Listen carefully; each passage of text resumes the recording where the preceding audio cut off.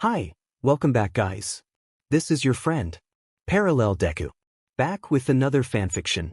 This is the series of What If Deku Met Smartest Girl Alive? Now before starting, please give this video a like. And subscribe to the channel if you want more videos like this. Now let's get into the fanfic. I'd like to think of myself as intelligent. In fact, I've always been at the top of my class, earning straight A's and excelling in all my subjects. I even tutor my classmates for some extra cash and volunteer at the local preschool to help teach younger children. I can recite the entire dictionary in both English and Japanese, and I speak 4 languages fluently. However, despite all my accomplishments, there is one thing in this world that remains a mystery to me: love. I don't understand what the excitement is all about. Yes, I've dated in the past and had a few boyfriends, but I never experienced that deep feeling of love. They were enjoyable relationships, but I never felt that connection. My mother has tried to explain it to me, but it just never resonated. In our world, people are said to be bound together as soulmates. Some believe this concept originated with Zeus in Greek mythology, where people were once whole beings until Zeus separated them, leaving them to search for their other halves throughout their lives. Personally, I find it hard to believe in the idea of soulmates. It seems to work for others, like my parents, who are the perfect couple. My mother is adventurous and often gets into trouble, while my father is calm and always there to support her. As for me, I don't think it applies. I just celebrated my 16th birthday, and by this age, most people feel a pull toward their soulmate. Yet I have felt nothing. But I suppose that's just how life goes. My older brother, Jonah, barged into my room, looking around. He was 25, married, and already had a son, with another child on the way. Tall and covered in tattoos, he still had that tongue piercing from high school that made my father worry and my mother laugh. He teased me about my lack of a boyfriend, and I rolled my eyes, asking why he was bothering me when he had his own home. He laughed and playfully pulled my computer chair back, causing me to yelp in surprise. I called him a JRK, to which he responded by mocking my age. Just then, my other brother, KG, entered the room. At 18, he was only 2 years older than me, with striking blue eyes and pale skin that set him apart from the rest of us. He was also my mother's favorite. I scoffed at the sight of them both, and Jonah called out to our mother, claiming I had said a bad word. I elbowed him in response, and then my sister, Miyu, entered the room. At 23, she was the most beautiful sibling, with long, wavy hair and sparkling green eyes. A fashion designer and model, she was sweet and married to a graphic designer who adored her. She walked in and playfully hit both brothers on the back of their heads, then beckoned me to follow her. I stuck my tongue out at my brothers before joining her, and we all made our way downstairs. Curious about the occasion, I asked why everyone was gathered. My mother informed us that we were going out for dinner and a movie. I was surprised to learn it was a family outing, and Jonah teased me about my reluctance to join. I mentioned I had a test to study for, but Miyu insisted I didn't need to worry since I was smart enough to ace everything. KG encouraged me to join them, draping his arm over my shoulder and urging me to have some fun. Jonah chimed in, suggesting I might even meet my soulmate. I scoffed at the idea, but my father reassured me that I would find someone soon if I just had a little faith in myself. My mother kissed my head, and I reluctantly agreed to join them. Jonah then asked who would ride with whom. KG quickly claimed a spot in Jonah's truck, while I chose to ride with Miyu, who smiled and said I could pick the music. After dinner, we found ourselves outside the restaurant, where Jonah challenged me to a fun contest. He wanted to see if I could shotgun a beer, and I confidently accepted the challenge. My family watched with anticipation as I tilted my head back, cracked open the can, and took a swig. It burned slightly, but I managed to finish it, crushing the can and tossing it into a nearby trash can. My family stared in disbelief as I held my hand out to Jonah, who, impressed, handed me more money than I had wagered. I grinned and placed the item into my wallet before walking toward my parents' car. Suddenly, Jonah's voice broke through the air, filled with disbelief. I couldn't help but snicker to myself as I reached for the car door, but then I noticed something glinting beneath the vehicle. Kneeling down, I extended my hand under the car and felt something hard and smooth. As I pulled it out, my breath caught in my throat. I called out to my mother, my voice shaky. She noticed the uneasiness in my tone and asked what was wrong. Standing up, I turned to face her, wide-eyed.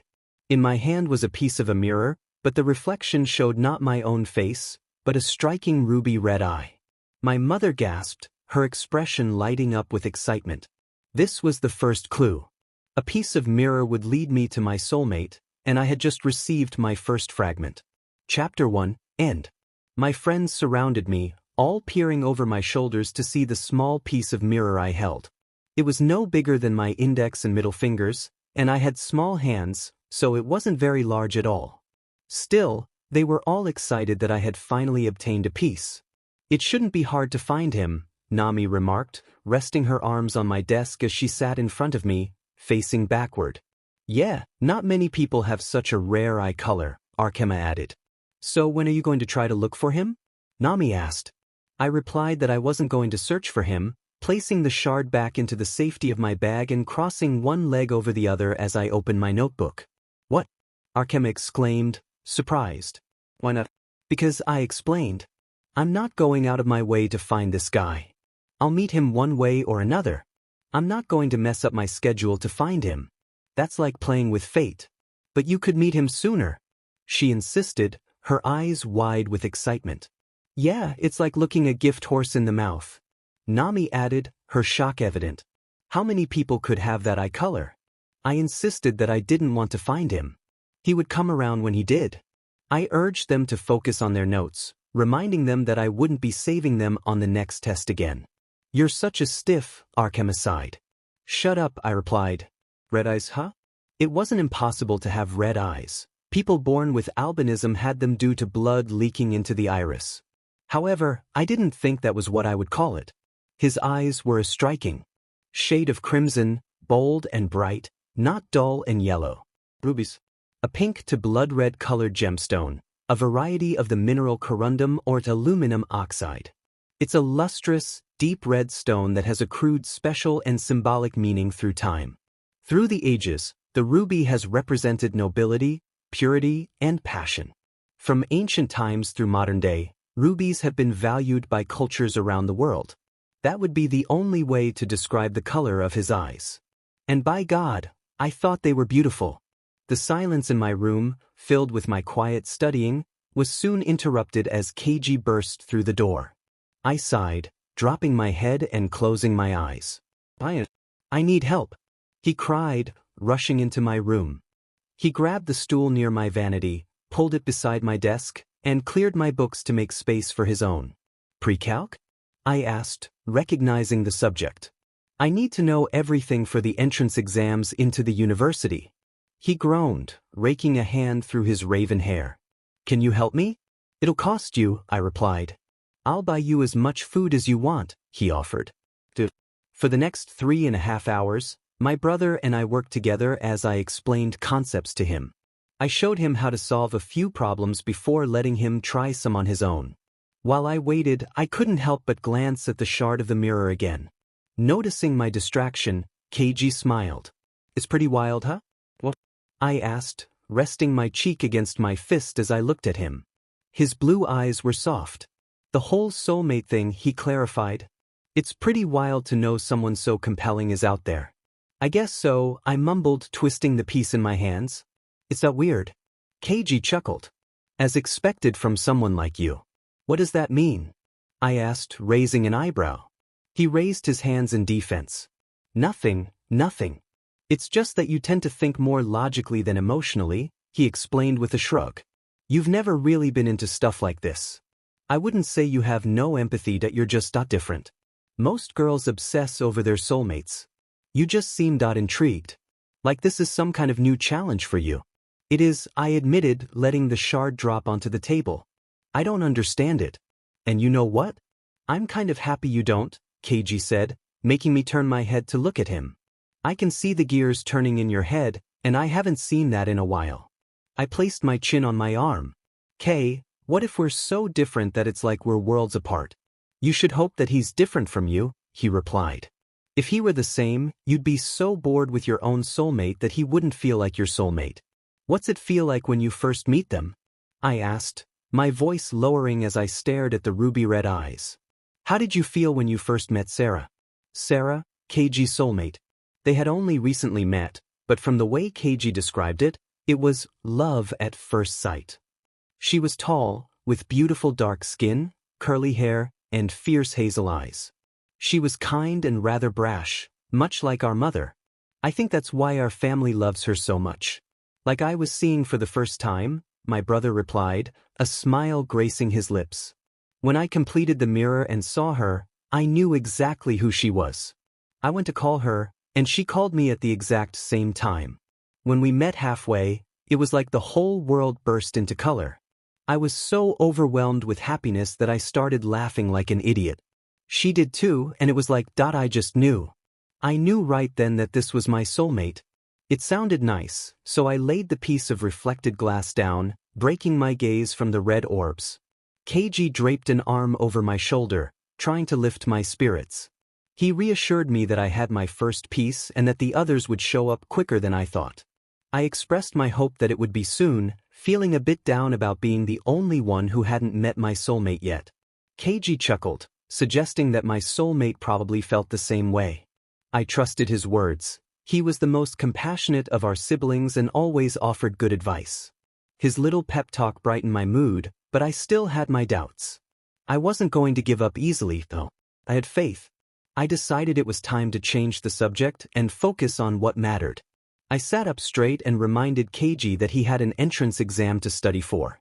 The front door swung open, and I heard the clatter of keys and shoes hitting the wall as they were kicked off. My sister rushed into the kitchen, dropping her bag on the counter and looking at me eagerly. She asked if I had found my soulmate yet, and I hesitated, admitting that I hadn't. She quickly rummaged through her purse for her phone, and I sighed, holding the 2 pieces of the mirror I had found. After volunteering at the preschool, I discovered one in the yard and told our mom, who promptly messaged the family group chat, which was why Miyu was here. Miyu urged me to put the pieces together, and my parents stood behind me while Ksg was at the opposite end of the table. I could hear Jonah's voice through the phone, knowing he was on a video call with her. I rolled my eyes and placed the 2 pieces of the mirror together. A thin light appeared, and I watched in awe as the pieces fused. My breath caught in my throat. Miyu squealed in excitement, asking what I saw. I stammered that my soulmate had blonde hair.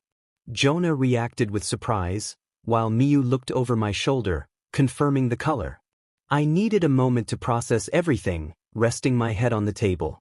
Miyu laughed, teasing me about how attractive my soulmate would be. Ksg leaned over the table, surprised at my reaction, and I felt my cheeks flush. He playfully called me out, reminding me of his own embarrassing moment with Sarah. Our mother, who had been drinking water, nearly choked, and laughter erupted around the room. I tried to maintain a straight face but couldn't help but smile. Jonah's laughter echoed from the phone, and Miyu was nearly in tears from her amusement. I buried my head in my arms, shaking with laughter. I finally stood up, shaking my head and claiming I needed to go to the store. That had been my original plan before I found the piece. I grabbed my wallet and waved to my father, who gave me a thumbs up. As I walked down the street toward the convenience store, I rubbed my eyes, still chuckling to myself. Suddenly, I heard someone call my name. I turned around to see a boy running toward me, and my heart raced. He had blonde hair and red eyes. He stopped in front of me, pulling something from his pocket and holding it out with trembling hands. I gasped at the sight of my own eye color and hair.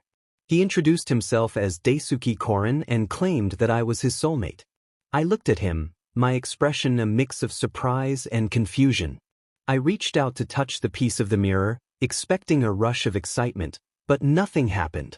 He was buzzing with enthusiasm, but I just stared at him, unsure of what to say. He seemed to notice my lack of excitement, and I quickly apologized for staring. He expressed how glad he was that we met early on, mentioning his desire to start a family young. I was taken aback, unsure of how to respond. I laughed nervously, trying to step back while reminding him that we couldn't be sure we were soulmates until we completed the mirror. His expression turned serious, and he questioned if I was saying he was lying. I stammered that I wasn't implying that, but he insisted that I was his soulmate and asked if I hadn't felt it. Before I could respond, he leaned in closer, trying to grab my face. I instinctively recoiled, feeling uncomfortable. I didn't know this boy, and I had never seen him before. How did he know my name? Anxiety swirled in my stomach as he stepped closer, and I felt a wave of unease wash over me. I firmly told him to back off, feeling that something was off. If you don't come back, I'm going to call the police, YN thought, holding up her phone. She was certain she wasn't his soulmate. He insisted otherwise, claiming the mirrors didn't lie. As she darted to the side to evade his grasp, her phone slipped from her hands. Her heart raced as she scrambled down the sidewalk, hearing footsteps pounding behind her. He was chasing her and fear gripped her. Desperation surged within her as she called out for her father, her house coming into view. Dead. The screen door slammed open with a loud bang just as she was seized by the ankle, causing her to trip and fall. Her palms scraped against the concrete, and her tights tore under her skirt. She flipped around, trying to break free from his hold while crying for help. In a burst of adrenaline, she kicked out, striking him in the face with the sole of her shoe before scrambling back to safety. He quickly regained his feet, but before anything further could happen, another body collided with him, knocking him to the ground. YN caught a glimpse of her brother Keiji's dark hair as someone grabbed her by the arms and pulled her up. She clung tightly to her father's arm, seeking refuge at his side. Daisuke, she remembered as Keiji wrestled with the boy, grabbing him by the collar and slamming him against the side of Sarah's car. Keiji's bright blue eyes blazed with anger as he confronted the boy. "What do you think you're doing?" he demanded. "Are you okay?" her father asked, gently turning her face to meet his gaze. She swallowed hard and nodded shakily. He pulled her close, resting her head on his shoulder as more footsteps approached. "Hold him there, Miyu shouted. "The police are on their way." "Are you hurt, sweetheart?" her mother asked, concern etched on her face. "I just scraped my hands and my knee," YN replied. "He says I'm his soulmate and he was so persistent about it and he's not, and—" "Shoo, it's okay," her mother soothed, sliding her hands under YN's.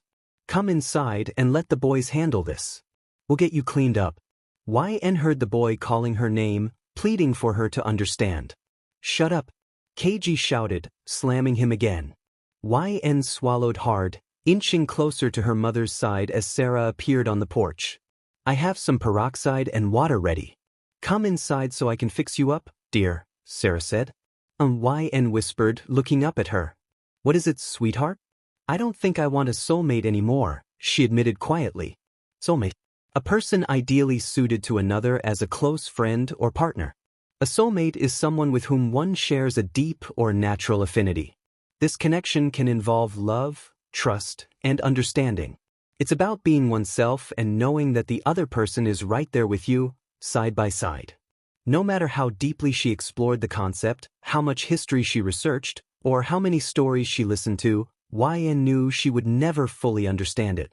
She wasn't emotional, anyone could see that. Relationships seemed unnecessary to her, and she preferred reading to chasing after boys. Perhaps that was why she struggled to empathize with her friends, who often returned from dates either heartbroken or foolishly in love.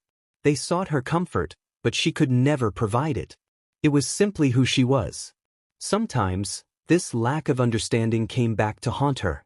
The bed dipped beside her as her mother settled in, brushing hair away from YN's face. YN focused on the mirror in her hands, analyzing it. The shade was a mix of candy and ruby, darker around the pupils. The boy's pale blonde hair had tiny tufts that made it appear spiky.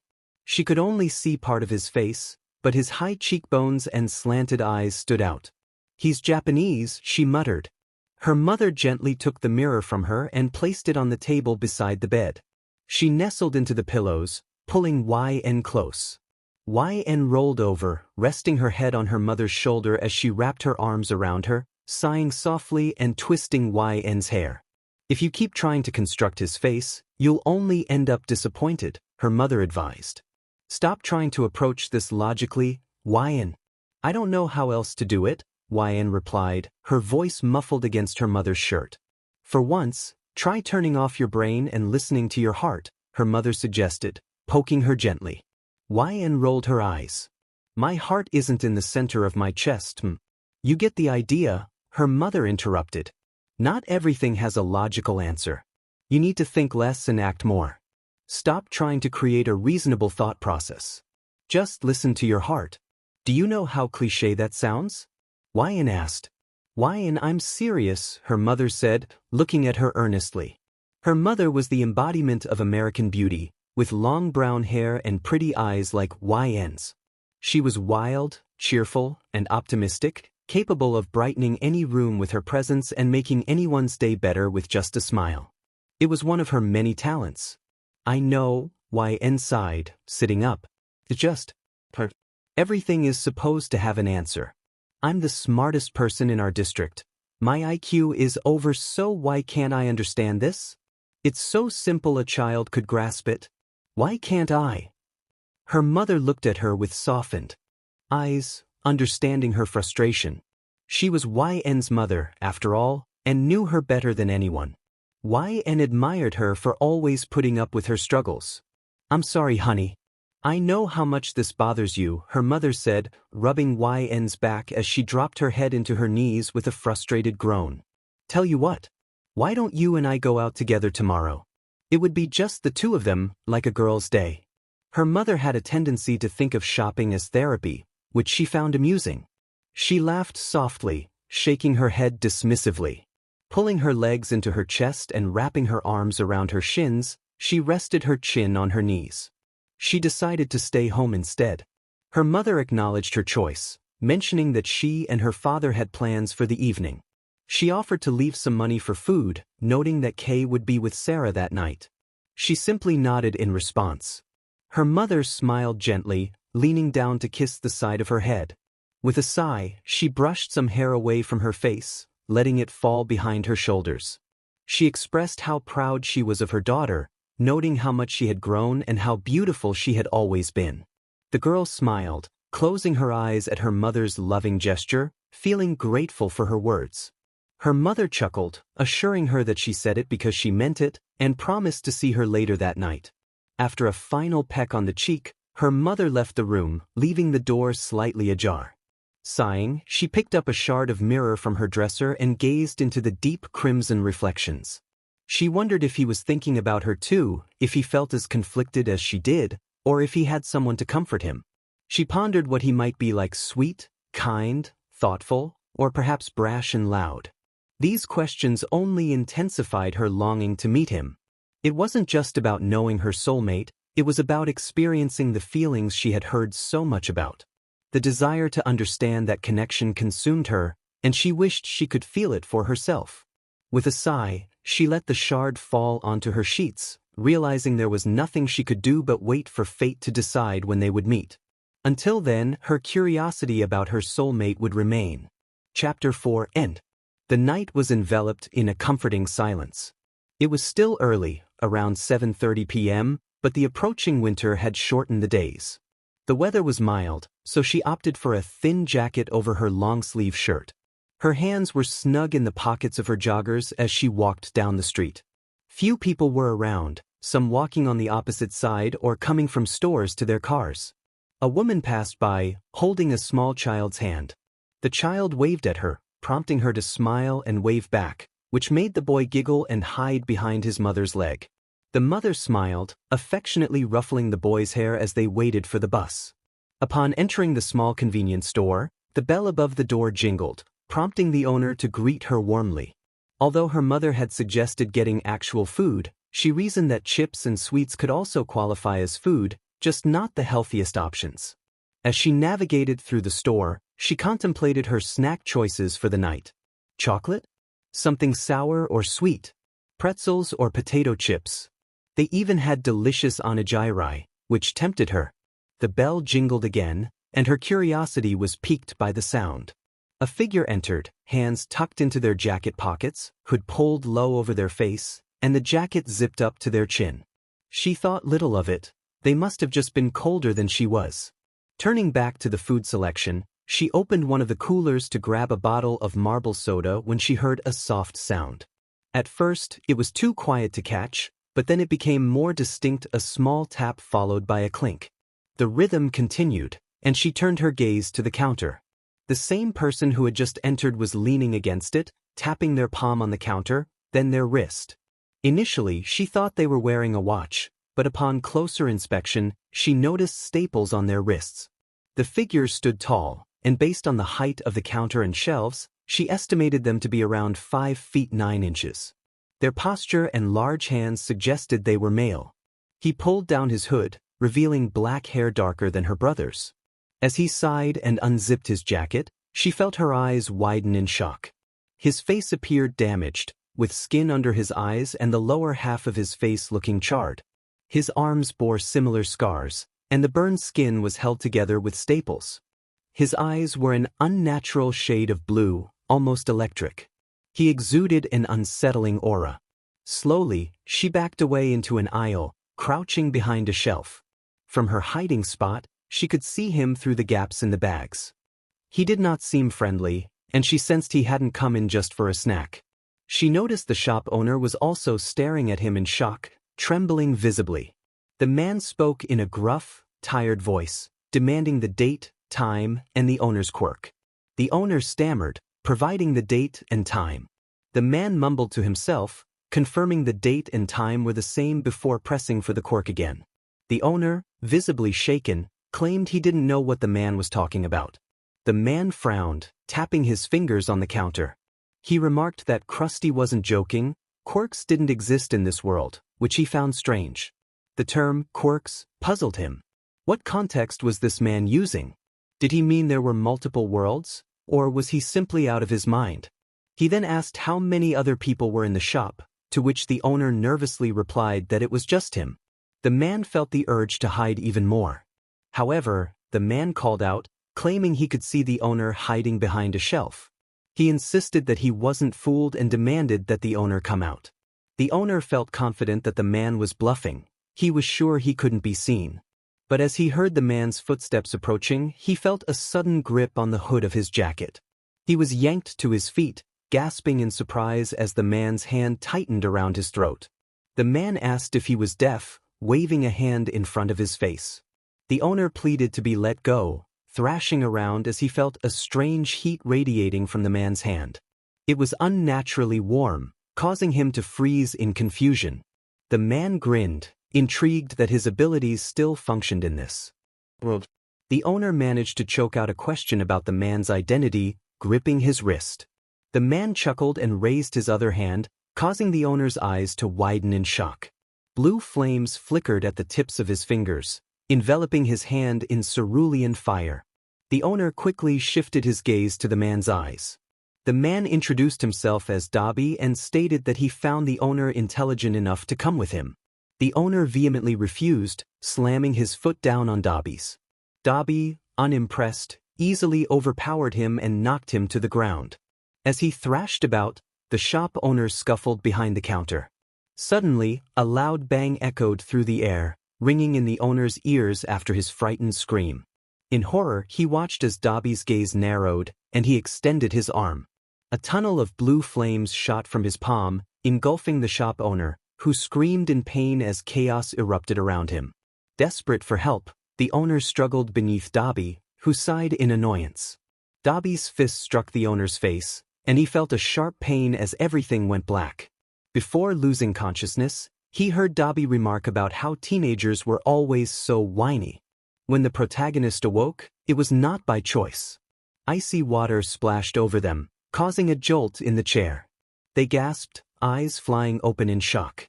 Darkness surrounded them, but it was soon replaced by a pair of cerulean eyes as the bag over their head was removed.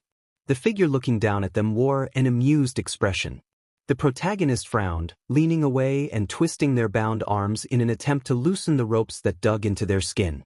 A rough sensation on their bare feet made them realize their shoes were missing. The man, Dobby, casually mentioned that he had ensured they wouldn't think about escaping. The glass beneath him crunched under the weight of his heavy boots. The protagonist swallowed hard, trying to maintain a glare despite the fear creeping in. They demanded to know what he wanted. Dobby replied simply, stating that he sought answers. If they provided the information he needed without deceit, He might consider sparing them. However, if they lied, he would hunt them down. His calm voice contrasted sharply with the menacing nature of his words, making it clear that lying was not an option if they wished to survive. The protagonist asked what he wanted to know. 𝚑𝚑 laughed, leaning back slightly, his arms dangling over his knees. The protagonist shifted uncomfortably as he complimented their composure but quickly redirected the conversation to their location, asking if they were still in Japan. The protagonist furrowed their brows, responding that they were in Tokyo, Japan. They detailed their knowledge of the area, including the coordinates and their previous location in the Kanagawa prefecture. 𝚑𝚑 raised an eyebrow in surprise, impressed by their awareness. They explained that they could deduce the time based on the moon's position and the events leading up to their current situation. 𝚑𝚑 grinned, acknowledging their intelligence. The protagonist asserted that they were not someone easily manipulated or frightened, suggesting that 𝚑𝚑 was analyzing everything said. They pressed him for more information about his identity and origin. 𝚑𝚑 admitted they were correct about their intelligence and began to share his story. He spoke of a bioluminescent baby born in 𝚑𝚑𝚖𝚎 City, China, which led to the emergence of individuals with special abilities, referred to as quirks. He explained that now, a significant portion of the world's population consisted of superhumans, dividing society into civilians, villains, and heroes. The protagonist, processing this information, muttered about superhumans and recognized that 𝚑𝚑 possessed a quirk, as evidenced by his ability to produce flames. 𝚑𝚑 confirmed this, revealing that his quirk was called 𝚑𝚒𝚒𝚒𝚑 and that he worked for an anti-hero organization known as the League of Villains. He further explained their goal to eliminate the number one hero, All Might, and how they had partially succeeded, leading to All Might's retirement. The protagonist acknowledged their curiosity but shifted focus to a more pressing question: how 𝚑𝚑 had arrived in their world. 𝚑𝚑 revealed that a portal had opened between their worlds. The protagonist expressed skepticism, noting that their society lacked the technology for such advancements. They speculated that someone from 𝚑𝚑's world must have the ability to open interdimensional portals and questioned his intentions. 𝚑𝚑, taken aback by the protagonist's sudden shift in tone, grinned slyly. The protagonist asserted their intelligence, insisting that they would not overlook something so significant. They demanded to know why he was attempting to merge their worlds. 𝚑𝚑 explained that more innocent people would lead to more heroes stepping up, hinting at his plan. The atmosphere shifted as he approached, extending his arms. The protagonist felt a wave of anxiety wash over them, realizing the implications of his words. They frowned, stating that he intended to trap the heroes in their world and seal the portal, allowing him to dominate the other world. 𝚑𝚑 acknowledged their understanding, stepping around the chair and gripping their shoulders, pulling them back into the seat. He suggested that their intelligence would be valuable on his side and proposed a game. The protagonist, filled with defiance, spat back, demanding he remove his hands.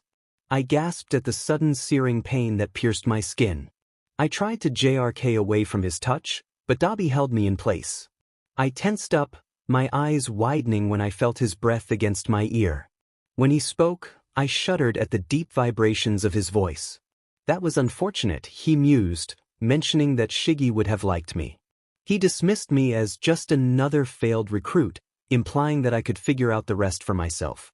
I cried out as the pain in my shoulders intensified. My clothes had already burned, and he was touching my bare skin. I gritted my teeth, summoning my strength to 𝚑𝚑𝚑 my body forward, twisting in the process.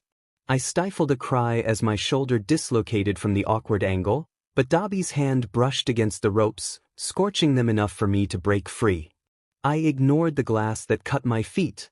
Years of walking barefoot on gravel had built a sort of resilience in me, and I dashed out. I heard 𝚑𝚑 curse loudly before he began to chase after me. I had an advantage over 𝚑𝚑. Our city was different from his. I dove into an alleyway, jumping up to grab onto the fire escape. I pulled myself up, wincing at the pain in my shoulders and faltering because of my injured arm. Still, it was enough to get me onto the platform. I raced up the stairs and onto the roof, where I hid behind some radiator blocks. I stayed there for hours, quietly writhing in pain until exhaustion finally took over and I fell asleep. I vaguely remembered a maintenance man rushing to me before he called someone on his cell phone, and then more faces surrounded me before I lost consciousness. The moment the car door swung open, the family rushed out of the house and onto the sidewalk. My father had barely stepped out when my brothers, sister, and their families came running toward me. However, before anyone could speak or reach out, my mother stepped in front of me, hands on her hips, and commanded them to stop. She insisted that I was tired, in pain, and didn't remember anything, urging them not to overwhelm me right away. I chose to remain silent about 𝚑𝚑𝚑. I knew that sharing any details would not only be dismissed but could also put my family at risk. 𝚑𝚑𝚑 would likely try to find me, and the more people who knew about him, the more potential danger they would face. I wanted to protect my family at all costs. Miu pushed Kazuko's head aside, expressing concern for my well-being. I assured them that I was fine, offering a weary smile as I closed my eyes. My father beckoned me closer, and I nestled into his side as he suggested we go inside, noting the cold air without a jacket. My mother insisted that my siblings head home, promising to call later. I tried to interject, saying I didn't mind their company, but she insisted it would be too loud and that I needed rest after my time in the hospital. I protested that I wasn't that tired and planned to stay downstairs to watch some TV. After my parents retreated to their room, I hurried upstairs to gather what I needed: my laptop, earbuds, a shard of my mirror, notebooks, and a pencil. It was a struggle to carry everything with one hand, but I managed to make it back down. In the kitchen, I dropped my things on the table, took a soda, a bag of chips, and some leftover curry, and settled down to work. For the next few hours, I immersed myself in research about interdimensional objects, alternate dimensions, and different realities. I stumbled upon various theories that seemed more mystical than scientific, which only frustrated me further. I was searching for logical, scientifically proven information, not vague spiritual concepts. Feeling overwhelmed, I rubbed my face in exasperation and glanced at the shard of my soulmate, staring into its ruby depths. I leaned back, releasing a heavy sigh, feeling lost in my quest for answers. Keiji appeared, his bright blue eyes meeting mine. He reached for some scattered papers on the table while taking the empty bowl from my curry and placing it in the sink. He asked about my research, and I casually mentioned it was for a school project. He found it interesting and inquired if I was hungry. I confirmed I was a little, and he mentioned he was planning to go out for dinner since Sarah was working out of town. I agreed to join him, saying I just needed to clean up and get dressed. Keiji offered to help, but I declined, assuring him I could manage. After a short while, he leaned over to adjust my jacket and check my comfort, which I found unnecessary. I told him I was fine and to relax, reminding him that I had always been the careful one. We reminisced about a childhood incident where he and Jonah had rolled me down a hill in a tire, and I laughed at the memory of my worst concussion. He pointed out that I had run into a pole afterward, and I defended my 5-year-old self, insisting I didn't know any better. As our conversation shifted, Keiji asked how I was really doing regarding my soulmate. I showed him the pieces I had collected, revealing almost his entire face now. I sighed, expressing my frustration at not being able to find him anywhere even after running facial recognition. Suddenly, a thought struck me. I had found no trace of him, no identification, no school photos, nothing. The same was true for 𝚑𝚑𝚑. Could it be possible that my soulmate was somehow connected to 𝚑𝚑𝚑? The idea was unsettling. Just then, a loud shout interrupted my thoughts. Keiji dove over the table, pulling me down with him as he wrapped his arm around me. He covered my mouth, his eyes fixed on the door. I frowned and playfully liked his hand, prompting him to pull away in disgust. I leaned forward to peek out, and the sight of familiar black boots made me recoil, pressing my back against the wall.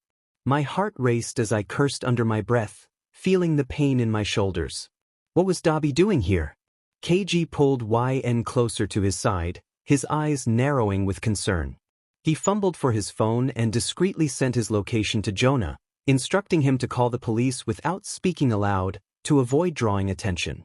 YN's brother was completely unaware that the person threatening them was the one responsible for her injuries. He had no idea that she was the target. This ignorance put them both in a precarious situation. Before YN could process the moment, the table they were hiding under was suddenly engulfed in bright blue flames. Keiji gasped and instinctively grabbed her as they dove away from the table. As soon as they were out of cover, YN felt a grip on the back of her neck, pulling her to her feet. Keiji jumped to his feet, calling out to her in alarm. YN urged him to stop, freezing him in place. Dabi's voice came from behind her, low and menacing, as he warned that any movement would lead to dire consequences. Keiji shouted angrily, demanding Dabi let YN go. Dabi taunted her brother, revealing that he knew her name, which sent a wave of tension through YN. It suggested he might know far more about her than she was comfortable with. YN's heart raced as she asked Dabi what he wanted from her. He scoffed, downplaying her injuries and suggesting they were exaggerated. As he grabbed her arm roughly, she winced, feeling the pain from her previous escape attempt. Keiji shouted again, this time with more urgency. Dabi reacted swiftly, raising his arm as if to threaten Keiji. In a moment of instinct, YN grabbed Dabi's wrist, pushing his arm upward. The smoke detectors activated, and the room filled with a cloud of fire extinguisher liquid and water. Seizing the opportunity, YN pulled her brother to his feet, and they rushed out with the other patrons. Outside, YN pushed Keiji into an alleyway, making him look at her in surprise. She quickly shushed him, pointing to the entrance where Dabi's boots were visible. Dabi's voice echoed in the alley, taunting her to come out. YN stood up, declaring that she had already told Dabi everything. He grinned, revealing he had done his research on her. He mentioned a seal from Japan in science and technology, implying she had valuable knowledge. YN felt a knot in her stomach as she repeated her question, demanding to know what Dabi wanted. He made a chilling proposal, suggesting he wanted her intelligence in exchange for her safety, hinting at a dangerous world where her name was well known. Just then, YN felt a hand grip her neck again, and she turned to see a girl on Keiji's back, holding a knife to his throat. Dabi warned them not to resist, claiming they were cornered. Suddenly, a flash of green caught YN's eye. A scarf-like object shot out, wrapping around Dabi and pulling him away. Startled, YN turned to see a boy with pale blonde hair and bright ruby eyes kneeling in front of her. Keiji rushed to her side, urging her to get up and leave. YN was too stunned to move, her body trembling as she took in the boy's appearance. He looked just as surprised, and the air between them was charged with an unspoken connection. The boy introduced himself as Bakugo Katsuki, extending his hand. Keiji remained protective, but YN reached out to Bakugo. The moment their fingers touched, warmth flooded through her, easing her pain. She looked into his ruby eyes, captivated by their beauty. Bakugo smiled softly, and YN felt a rush of relief and joy. They shared a moment of laughter, breaking the tension in the air. YN playfully teased him, calling him an oversized Pomeranian, to which he responded with mock indignation, sparking a light-hearted exchange that momentarily lifted the weight of their situation. Your hair is fluffing out, making you look like a porcupine. The blonde, Bakugo, turned to face a more mature voice calling out to him. A black-haired man appeared behind him, adjusting the scarf around his neck. They didn't have much time. They needed to return to UA, and they needed her to come with them. Keiji, protective as ever, wrapped his arm around her chest, pulling her back and shielding her with his body. He refused to let anyone touch her. He snapped at everyone, insisting they stay away from his little sister. A familiar voice called out to him, and he responded, directing Jojo to their location. Kei, still holding her tightly, urged her to listen. She struggled in his grasp, trying to explain that they weren't a threat. Jonah, their older brother, lifted her effortlessly, insisting they leave immediately. She shouted that Bakugo was her soulmate, causing everyone to pause. In that moment, she slipped from Jonah's hold and rushed toward Bakugo, glancing back at her brothers. Jonah growled, warning her that they were dangerous, but she insisted they had saved her from harm. She needed to go with them to find answers. Just then, the green-haired boy yelled that it was time to go. Bakugo muttered an apology before grabbing her and slinging her over his shoulder. She gasped at the sudden movement, her face flushing with surprise. He warned her to hang on, and the world around her blurred as they sped away. When the wind finally calmed, he nudged her to let go. She stumbled as she regained her footing, her legs shaky. Bakugo looked down at her, raising an eyebrow. She pleaded with him not to do that again, and he chuckled, calling her weak. She retorted, feeling frustrated. An older man scolded Bakugo for his behavior, reminding him that she was new to this. They needed to get to UA and meet with All Might. She recalled that All Might was the person Dabi was trying to kill. The older man introduced himself as Aizawa, the teacher of Bakugo and Midoriya. Midoriya, the green-haired boy, offered a friendly wave and introduced himself, but Bakugo dismissed him with a scoff. She defended Midoriya, surprising Bakugo with her sudden boldness.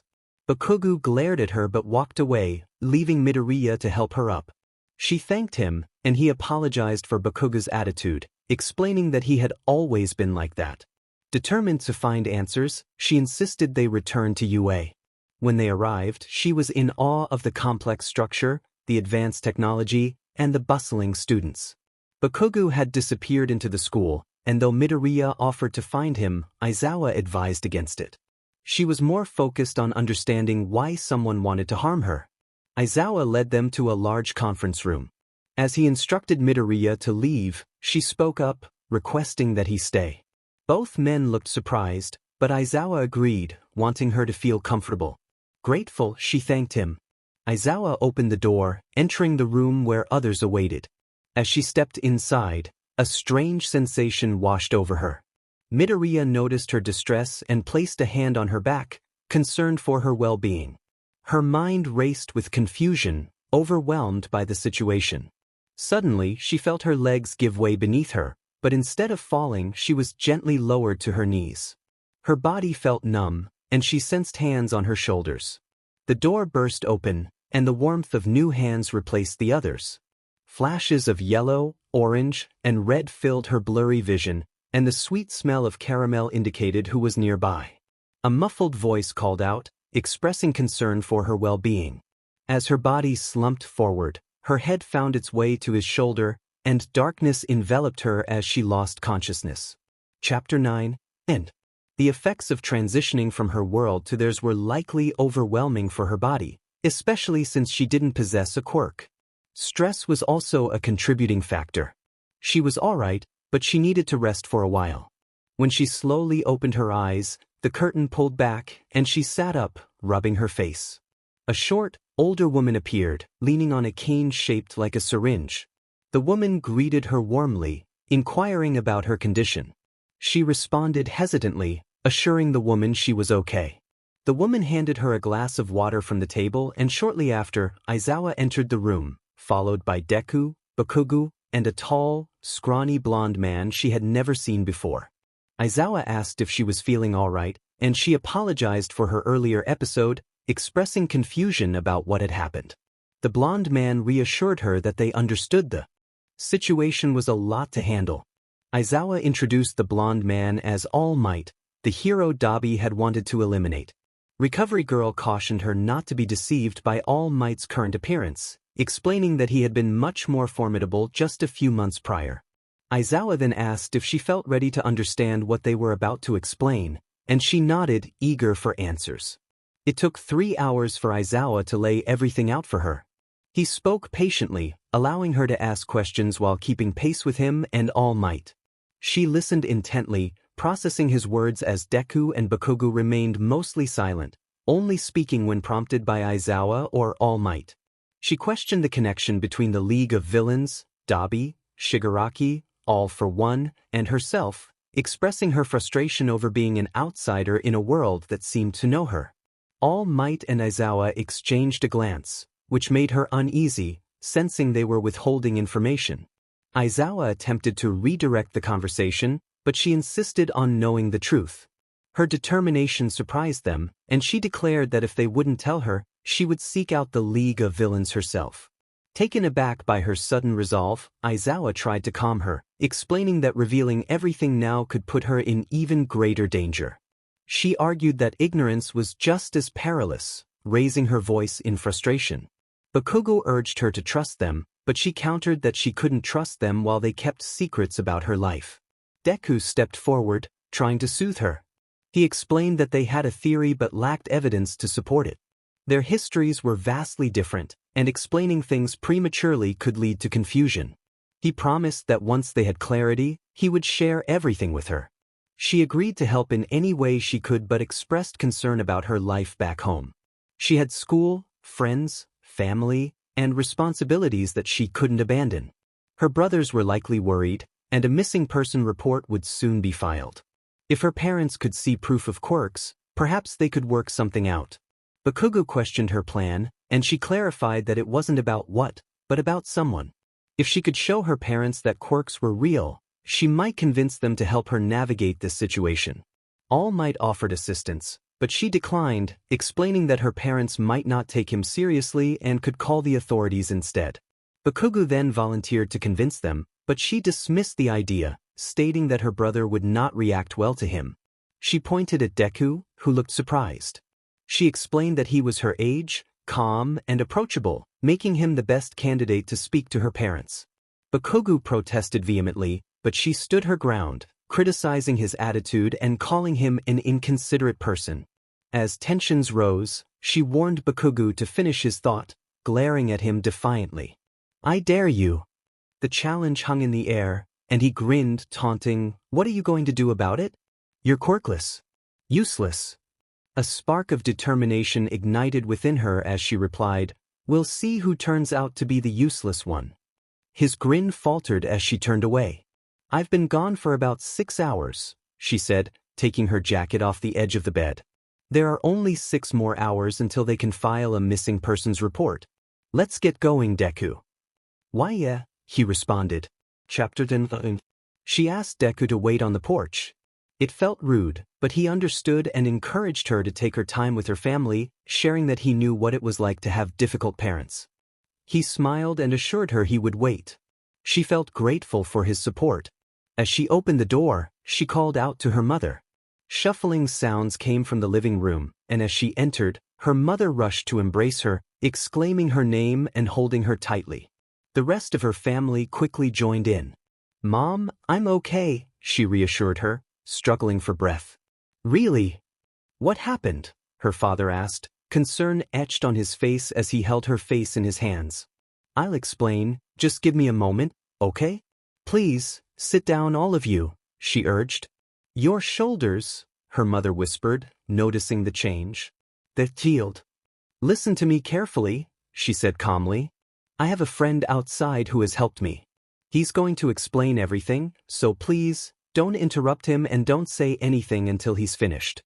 He's been good to me and I owe him so much, so please, hear him out." Her family remained silent, and she turned to jog back to the door, motioning for Deku to enter. He followed her inside, pausing to remove his shoes at the entrance. She walked in first, and he trailed behind her. Keiji frowned, recognizing Deku. "You're one of those brats," he growled. "Kei," their mother said firmly. "Stop." "All right, go ahead, Deku," she encouraged, nodding toward him. As Deku began to explain, she noticed how he carefully chose his words, simplifying the situation for her family. He omitted some details, making it sound less dangerous than it truly was. "How do we know you're telling the truth?" Miu questioned, skepticism in her voice. "About these superpowers?" He glanced at her for permission. "Do you mind if I? Be my guest. Just don't break anything," she shrugged, folding her arms. "Let me hold your jacket." "Thanks," he replied as she draped the light gray fabric over her arm. Taking a deep breath, Deku activated his quirk. His eyes glowed with green sparks, and a faint purple X formed over his face before vanishing. Her family was taken aback, staring at him in shock. She looked at her parents, who had wide eyes filled with disbelief. "Now do you believe him?" she asked as Deku deactivated his quirk. She handed his jacket back, and he thanked her as he took it. "What do you expect my daughter to do?" her mother sighed, closing her eyes. "We know that YN is very smart," Deku said earnestly. "If what we think is true, then she would be able to confirm it. Our worlds are merging, and once they mix, things could go wrong. We're going to try to prevent anything bad from happening." "Can you guarantee her safety?" her father asked, his voice steady but filled with concern. Deku bowed his head. I swear on everything, I will do everything in my power to protect her. My classmates and I, along with all the pro heroes, are willing to put our lives on the line for her, he declared, raising his gaze with determination. YN could be the savior of both our worlds. The weight of his words hung in the air. She felt a swell of gratitude and trust toward Deku. There was something about him that inspired confidence. We'll figure something out with school, her mother finally conceded. If you can contact us, please do so. 3 days at a time, and that's it, YN. Mom, you can't be serious. Jonah exclaimed. Hush, she snapped. I know what I'm agreeing to. But I won't let any of you try to stop her. If she knows it's dangerous and understands the risks, then I trust her judgment. YN is old enough to know what she's getting into. But, no buts about it, she sighed, closing her eyes. I know my daughter, and I trust her. This boy swore his life and the lives of his friends, so I trust that. Besides, one of those boys is your soulmate, right? Yeah. His name is Bakugo Katsuki, she replied. Then I want you to be with him as much as you can, her mother said, surprising her. You've waited so long to meet him. I won't keep you from him any longer. Just promise to come back to us alive. You have my word, she assured. I'm not going to die, Mom. Have some faith in me. Keiji stood, shoving his hands in his pockets as he approached Deku, scanning him with a serious expression. If anything happens to her, you and that guy, Bakugo, will be responsible. I'll hold you accountable. Knock it off. Miyu interjected, grabbing his ear. I'm so sorry, Deku. You went to all this trouble to help YN, and none of us have shown proper manners. Would you like something to drink? Deku, YN, their mother said, catching their attention. Why don't you stay for dinner at least? Sure, Deku smiled. We'd be happy to. Hey, Deku, come with me upstairs. I need to talk with you, she said, motioning for him to follow. I'll leave my door open. It doesn't matter. I trust you, her mother said, waving her hand dismissively. She nodded and led Deku to her room. Once inside, she closed the door and turned on the lights. So, what is it? He asked, looking around. I wanted to talk a little with you. Make yourself at home. I'm going to pack a few things, she said, moving about her room to gather her essentials: clothes, toothbrush, hairbrush. Are these your scores? Deku asked, picking up a stack of papers from her desk. HM? Oh yeah, they are, she replied. What about them? Your scores are in the 3000s, he exclaimed, eyes wide with surprise. Yeah, I'm pretty smart, she said, folding a shirt into her bag. Smart? Why, you're a real-life genius. These scores are higher than Yayarose's. What's your IQ? He asked, astonished. Around 286? But that was in the first year of middle school, she answered, a hint of pride in her voice. YN was due for a new evaluation, and Deku was eager to help. He suggested that she take the entrance exam at UA, excitedly mentioning that Aizawa-sensei could facilitate it. Although YN felt uncertain about her knowledge of hero-related topics, she believed she could excel in other areas. Deku's enthusiasm was infectious, and she couldn't help but feel a spark of curiosity about the world he came from, especially since UA was a school for heroes, unlike her own. As they navigated the bustling halls of UA, YN clutched the back of Deku's blazer, trying to keep up with his energetic pace. They had decided to stay with her family that night since it was late, planning to leave first thing in the morning. YN stammered for Deku to slow down, and he quickly apologized, realizing she wasn't used to such a crowded environment. Deku offered to wait for the hall to clear, but YN suggested they find Aizawa-sensei instead, knowing he would be concerned about Deku. Just then, a loud voice interrupted them, causing YN to jump and instinctively move closer to Deku. Bakugo stood nearby, his annoyance palpable as he unleashed small explosions from his palms. YN recognized the distinct smell of caramel that accompanied him, realizing it was a sign of his quirk. Bakugo's sharp words directed at YN caught her off guard, but she stood her ground, defending her connection with Deku. She pointed out that if Bakugo didn't yell so much, she wouldn't feel scared. The tension in the air was thick, but YN remained composed, even as 𝚑𝚒𝚑 scoffed at her. When 𝚑𝚑𝚑 expressed surprise at her knowledge of nitroglycerin, YN explained her deductions based on his scent and the nature of his quirk. Her confidence seemed to astonish both boys, and soon Aizawa approached, introducing her to Principal Nizu. Nizu was impressed by YN's intelligence and asked her to take a few simple tests to assess her abilities. YN completed the tests quickly, finding the questions straightforward. The proctor's astonishment at her perfect score drew Aizawa and Nizu's attention, and they were equally impressed by her performance. Nizu inquired about her engineering skills, and YN mentioned her childhood experiments with rockets, which piqued their interest. As they discussed her scores, Aizawa calculated her IQ, revealing it to be remarkably high. YN was taken aback, realizing she was smarter than Nizu's quirk, which was based on intelligence. The revelation left her contemplating the implications of her abilities in this new world. Nizu suggested they let YN rest before introducing her to anyone else, and Aizawa agreed, leading her back to the dorms. As they walked, YN gathered the courage to ask Aizawa if her intelligence could be influenced by their world. He acknowledged the possibility, assuring her they would take their time in figuring things out. YN sighed, feeling the weight of the situation but determined to navigate her new reality without fear. The worlds were colliding, and if action wasn't taken, everything could go awry, putting countless lives at risk. Concern lingered in the air, and one character felt the weight of the situation deeply. As they fiddled with their shirt, they expressed their worries about the unknown circumstances that could affect billions. Another character, Aizawa, frowned and advised against excessive worry, reminding them that they were heroes. The response highlighted the differences between their worlds. While Aizawa and his peers were heroes in their own realm, the other character felt a sense of responsibility for their own world. They acknowledged the advanced technology and quirks of Aizawa's world but emphasized their unique ability to navigate the challenges ahead. The realization that they were being targeted suggested their importance in the unfolding events.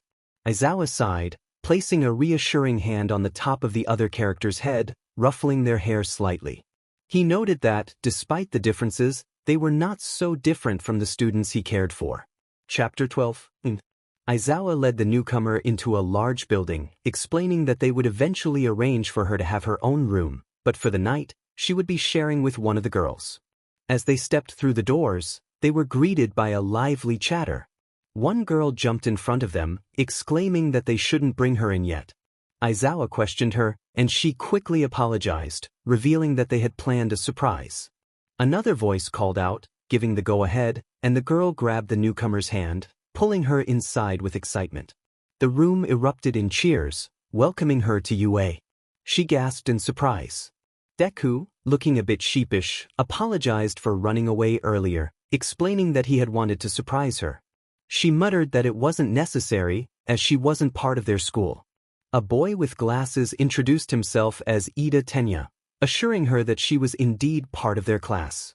As everyone introduced themselves, offering warm smiles, one boy with purple ball on his head got a little too close, but Mina quickly intervened, playfully threatening to lock him in a storage closet.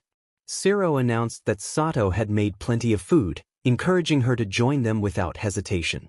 Grateful for their kindness, she thanked them and took a seat beside Uraraka and Deku. They spent the evening sharing stories about their different worlds, and she felt surprisingly accepted, as if she had always been part of their class. After dinner, Jar leaned back and asked how she was liking their world. It felt strange to hear it framed that way. She replied that it was nice but certainly different. Yaoyorozu asked if they had overwhelmed her, to which she quickly reassured them that it wasn't the case. She acknowledged that their lives were different, and their world was much more advanced than hers, but she appreciated their kindness. Todoroki suddenly inquired about her soulmate from their world. She glanced at the space where 𝚑𝚑𝚑 had been sitting and admitted that she hadn't expected to find him. However, she expressed her doubts about their compatibility, feeling that they were too different. 𝚑𝚑𝚑 seemed indifferent to her presence, which stung more than she wanted to admit. Kirishima chimed in, suggesting that 𝚑𝚑𝚑 was just a tough guy until one got to know him, mentioning that he had been through a lot. She nodded, understanding the complexity of the situation. Uraraka offered her support, and Kirishima added that Bakugo had been struggling too, as he hadn't met his soulmate until now. Mina noted that since her arrival, Bakugo seemed a little more lighthearted, while Deku assured her that he did care about her being there. Grateful for their support, she thanked them once again. Later, feeling the chill in the air, she stepped outside for some fresh air, needing a moment to herself. The laughter from Class 1A echoed behind her, but she felt overwhelmed and needed to clear her head. As she leaned against the railing, she noticed Bakugo approaching, surprising her since she thought he had gone to bed. He greeted her quietly and she responded in kind. He asked if she was okay, noticing her perspiration. She assured him she was fine, but he stood up, concerned about her temperature. When he realized she was burning up, he insisted she see Recovery Girl. She brushed it off, explaining that it was probably just the adjustment to being in a new place. Bakugo insisted she needed to cool down and told her to take off her jacket. Reluctantly, she complied, draping it over the banister. The silence between them felt heavy, but she sensed he had come outside for a reason. She mentioned that her family was glad to know he existed and suggested they could meet one day. He remained silent, prompting her to excuse herself. Just as she turned to leave, he called her name, assuring her that he didn't hate her. He struggled to express himself, but she understood that it was a lot for him to take in. Reassuring him, she told him she would be around for the next few days and that there was no rush. A small smile appeared on her face as she noticed his shoulders relax. When he asked where she was staying, she admitted she didn't know yet. Bakugo walked forward, grabbing my wrist as he opened the door. I followed him in confusion, allowing him to lead the way. We passed the rest of the students and headed toward the elevator. Bakugo pressed the button for the 3rd floor and said he would let me stay in his room while he would sleep elsewhere. I protested, not wanting to take his room, but he insisted that I wasn't comfortable enough to stay with anyone else. As he opened the door labeled with his name, I noticed his room was fairly neat. It had a queen-sized bed with black and red sheets, a wooden desk near the window, 2 dressers, a TV with a game system hooked up, and a PC on the opposite side. The closet door was partially open, and posters adorned the walls, some featuring bands and others showcasing All Might. Bakugo closed the door behind him and released my wrist as he walked to the closet. I looked around, my coat draped over my arms. I hesitated, unsure about staying, but he urged me to stop worrying. I shifted my weight and realized I had left my bag downstairs. Before I could mention it, he threw something at me. I caught it and saw it was a shirt and shorts he had just tossed my way. He directed me to the shower and asked for my phone. Confused, I unlocked it and handed it to him. He did something with it before tossing it onto the bed and shoved his hands into his pockets. He informed me he would be 2 rooms down the hall and told me to call him if I needed anything. I called out to him as he paused at the door, thanking him for his help. He glanced back at me, gave a short nod, and left the room without another word. Chapter 7. The atmosphere felt heavy, as if a shroud of uncertainty enveloped everything. The protagonist stood frozen, unable to move, as if held in place by unseen forces. It was difficult to discern whether this was a dream or reality. Everything felt too vivid, too real. Footsteps echoed in the silence, reverberating within the confines of their mind. A figure emerged, moving slowly, dragging their feet as if burdened by an unseen. They leaned against a wall that seemed to materialize out of nowhere, calling out a name that was lost in the muffled air. A second figure appeared from the shadows, stepping forward to support the first, who had collapsed to the ground. They knelt beside her, hands resting gently on her shoulders, their expression filled with concern. The woman spoke of defeat, her voice heavy with despair. She believed all hope was lost, that they were doomed. The second figure, however, refused to accept this fate, insisting that there was still a chance to fight back against the looming darkness threatening their world. Despite her protests, the determination in the second figure's eyes shone brightly. They were willing to risk everything to protect their home, to bring an end to the chaos, even if it meant facing insurmountable odds. The woman, however, was filled with dread at the thought of her companion facing such danger. As the resolve of the second figure hardened, they slipped away into the shadows, leaving the woman alone with her fears. Tears welled in her eyes as she clenched her fists against the ground, feeling the weight of their struggle. Suddenly, darkness enveloped everything. Hands shook the protagonist's shoulders, pulling them from the depths of their unconsciousness. Blinking rapidly to clear their vision, they recognized the familiar figure of Bakugo beside them, concern etched across his features. He questioned what was wrong, noting the distress that had caused them to scream. The protagonist, still disoriented, felt the heat radiating from their body, prompting Bakugo to take action. He pulled the covers away, trying to help them cool down. As Bakugo assessed their condition, he ordered Kirishima to wake Aizawa, seeking assistance. The protagonist struggled to stand, dizziness washing over them as the room seemed to tilt. Bakugo caught them, steadying their wobbling form. Feeling unwell, the protagonist expressed their discomfort, prompting Bakugo to open a window for fresh air. The cool breeze sent a shiver through them as he carefully placed them on the windowsill. Moments later, Kirishima returned with Aizawa, who immediately sensed that something was amiss. The protagonist's attention, however, was drawn outside, where a shadowy figure lingered near the entrance. An unsettling feeling crept over them, as if they were being observed by something far more sinister than the people in the room. Bakugo's voice broke through their thoughts, pulling them back to the present. Leaning against him, the protagonist felt a familiar headache return, wondering if the remnants of their dream were merging with reality. They questioned Bakugo about all for one, recalling the woman from their dream. A heavy silence filled the room as Bakugo's demeanor shifted, tension radiating from him. He pressed for details, his concern palpable. The protagonist explained how the woman had mentioned the name, feeling the weight of their words. Aizawa, noticing the protagonist's pale complexion, quickly assessed the situation. Bakugo shook them gently, but they only whispered for relief from the pain. Aizawa, taking charge, lifted them into his arms, instructing Bakugo and Kirishima to return to their rooms while he took the protagonist to Recovery Girl for help. Song recommendation: Marlboro Night's Lonely God. Rating: General. No warning. Chapter 15. The tension between Bakugo and the narrator was palpable, both figuratively and literally clashing. Bakugo's frustration was more intense than anticipated, especially after the narrator had been traveling back and forth between their worlds for the past 2 weeks. The toll of this constant shifting manifested in fever, headaches, cold sweats, chills, and vertigo. While the narrator understood the challenges, Bakugo seemed to expect them to handle it without issue. The narrator expressed their irritation, questioning Bakugo's inability to grasp the difficulties of dimensional travel. Bakugo retaliated with a sharp remark, demanding to know what the narrator had just said. Aizawa intervened, pulling them apart by their collars. He instructed Bakugo to return to class and directed the narrator to check in with 𝚑𝚒𝚑. They complied, parting ways with Bakugo throwing a gesture of annoyance before they exited the meeting room. 𝚑𝚒𝚑, the hero overseeing the technical support class, had become the narrator's teacher.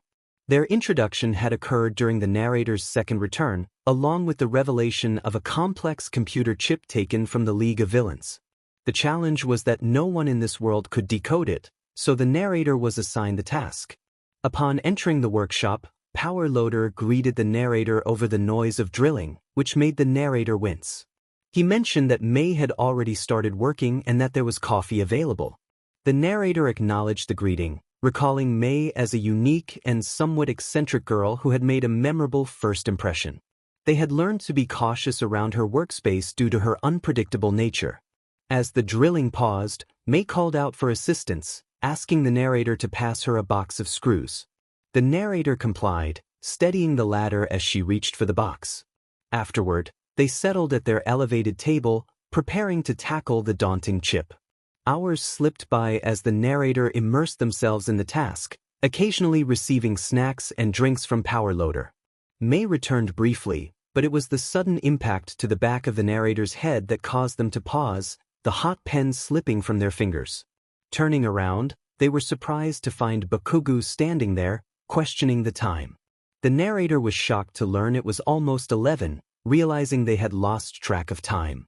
Bakugo noted the wrappers accumulating on the narrator's desk, prompting a response about a brief bathroom break. Bakugu, exasperated, insisted they leave, but the narrator assured him they would rest soon. Bakugu's concern was noted as endearing, but the narrator was determined to finish their work. When Bakugu's footsteps retreated, the narrator assumed he had left, only to find him sitting beside them moments later. Bakugu casually picked up a screw, waiting for the narrator to finish. The narrator questioned why he was still there, to which he replied that he preferred to be called by his first name. The narrator laughed, rolling their eyes at his insistence.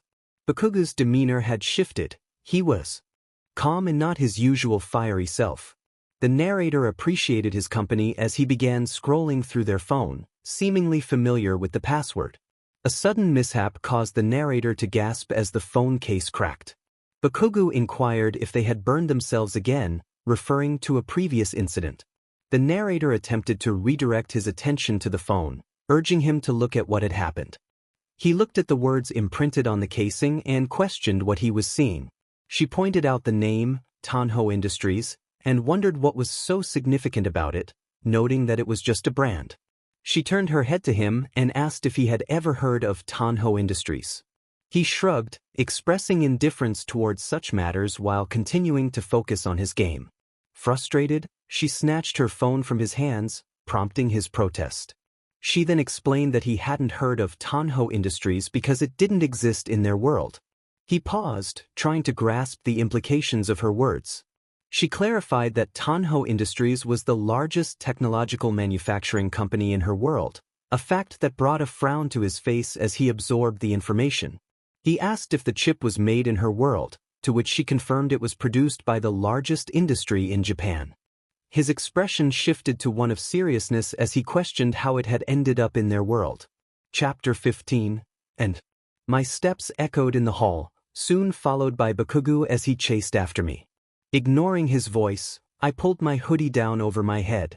He caught up to me, making me stop as he pulled me back. Katsuki demanded to know where I was going, noting that it was almost midnight. I explained that I was heading home because his internet didn't have access to the information I needed. I held up the chip, stating my intention to find out why the League of Villains had it and why it was so important. He growled that it could wait until morning, but I insisted that if I waited, all the information could be deleted. I had no idea if there was a mechanism that would erase everything when the case was broken. I had to do this and promised to return in the morning. Bakugu hissed in frustration, and I urged him to let go. He then declared he would come with me, concerned that there might be a tracker in the chip. If I went alone, I could be in danger.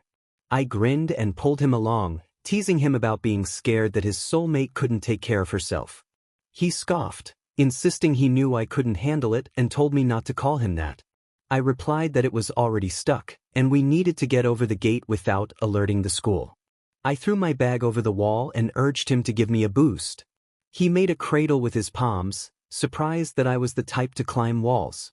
I explained that gym class had its benefits as I stepped into his hands. He pushed me up and I grabbed the ledge, pulling myself up. He warned me not to drop, and I muttered about the thorn bushes below. Turning my head, I caught sight of him grinning, a mischievous glint in his eyes as he swung over the wall, avoiding the bushes and landing soundlessly. He instructed me to jump, but I hesitated, recalling his earlier warning. He clarified that he meant for me to jump to him, promising he would catch me. I was incredulous at his suggestion, but he urged me to jump, teasing that he could let me drop into the thorn bushes. I protested, admitting my dislike of heights, but he rolled his eyes and opened his arms. I reluctantly jumped from the ledge, half expecting to hit the ground, but instead, I fell into Bakugu's embrace. His arms tightened around me for a moment before he let go, urging us to get moving. Taking his hand, I led the way as we ran through the city. Everything felt exhilarating, my heart pounding in my chest. I glanced back at Bakugu, who smiled softly, but when he caught me staring, his cheeks turned pink, and he looked away with a glare. We traveled through the portal, the space between our worlds, near a tree that was taped off for cutting. As we entered my world, I tightened my grip on Bakugu's hand, fearing I would lose him. He sensed my anxiety and returned the squeeze. He asked where I planned to go, and I replied that we were heading to my school. He scoffed at the idea of getting in at midnight, but I assured him I knew a way. I led him through the neighborhood, pausing when someone emerged to throw out trash or let their pets inside. As we neared the school, I dropped his hand and ran to the fence, swinging my legs under me as I jumped over it, rolling back onto my feet. 𝚑𝚑𝚑 muttered about me not being a good kid, to which I defended myself, explaining that I used to skateboard with friends and we had to run from the groundskeeper. I insisted that fence jumping wasn't bad kid behavior. He laughed quietly, noting that it was just the first level of mischief. I urged him to be quiet as I led him to the lab, where most of the locks on the windows were broken, making it easy to slip through. We snuck around the back and opened a window. 𝚑𝚑𝚑 slipped in first, scanning the halls before motioning for me to follow. I closed the window behind us and led him to the computer lab. Turning on a computer, I began to get started. 𝚑𝚑𝚑 asked if Dobby could have stolen the chip when he was there. I acknowledged it was a possibility but noted that it didn't make sense for him to take it just for a hard drive. There was something on it that someone didn't want exposed. 𝚑𝚑𝚑 commented that whoever it was out of luck and urged me to put the chip in. As I entered it, we both frowned at the hundreds of files that appeared on the screen. My eyes skimmed over the titles: data, funding, publicity, stats. 𝚑𝚑𝚑 pointed to a file labeled classified media coverage and urged me to click it. I warned him that it would likely require a passcode, folding my legs under me as I pressed a key on the keyboard to bring up the code window. 𝚑𝚑𝚑 watched intently as I set something up before moving to the other window.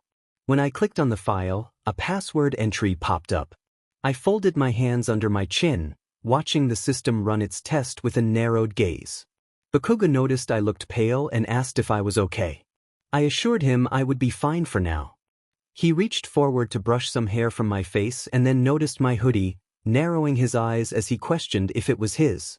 I explained that I had grabbed the first thing I saw, which just happened to be his. "I'll give it back later," thought as she typed a few things in. He sighed, kicking his feet onto the table, and remarked that her figure had already stretched the chest out of the hoodie. She scoffed, insisting that he probably had a larger build than she did and that the hoodie was oversized on her.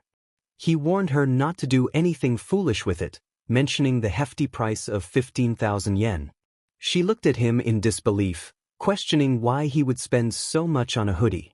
He rolled his eyes, explaining that his parents were fashion designers and that his mother had made it. Surprised, she noted that it made sense he could match his clothes so well. He reacted defensively, asking what she meant, to which she clarified that most guys lacked a sense of fashion, and it was refreshing to see he had one. She added that it was just another great thing about him. 𝚑𝚑𝚑 then asked what piece she had noticed first, prompting her to reflect. She admitted it was his eyes, which had seemed unreal at first. She recalled a past encounter with someone who claimed to be her soulmate but whose eyes were not the same. The moment she saw 𝚑𝚑𝚑's eyes, she knew he was the one. She considered herself observant, able to notice and memorize everything she looked at. 𝚑𝚑𝚑 fell silent for a moment, prompting her to turn her head to look at him. He asked what she had seen first.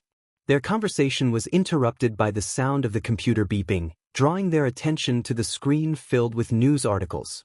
She gasped at the sight of a familiar image. He leaned over, his hand brushing against hers as he clicked on a picture. Shocked, she grabbed his arm and explained that the woman in the image was the one from her dream. Kiriko Ginny had been part of Tanho's main branch, an executive who exposed the company's plans to demolish neighborhoods and mistreat employees. She had been injured in a factory explosion a month later and had gone missing shortly after. 𝚑𝚑𝚑 recalled that she had mentioned something about all for one, suggesting she might have been able to travel between dimensions. She speculated that the explosion could have given her a quirk or led her to create something that allowed for interdimensional travel. She wondered how long the portal had been open. 𝚑𝚑𝚑 urged her to keep reading, but the article provided little information beyond her family details. Kiriko had a daughter named Winry and a grandson. Suddenly, her breath caught in her throat as she realized the implications. Out of the corner of her eye, she noticed something glinting. She shouted for 𝚑𝚑𝚑 to get down as a metal object swung toward them, crashing against the computer. She stumbled back, and 𝚑𝚑𝚑 instinctively pulled her behind him, kneeling with a fierce expression.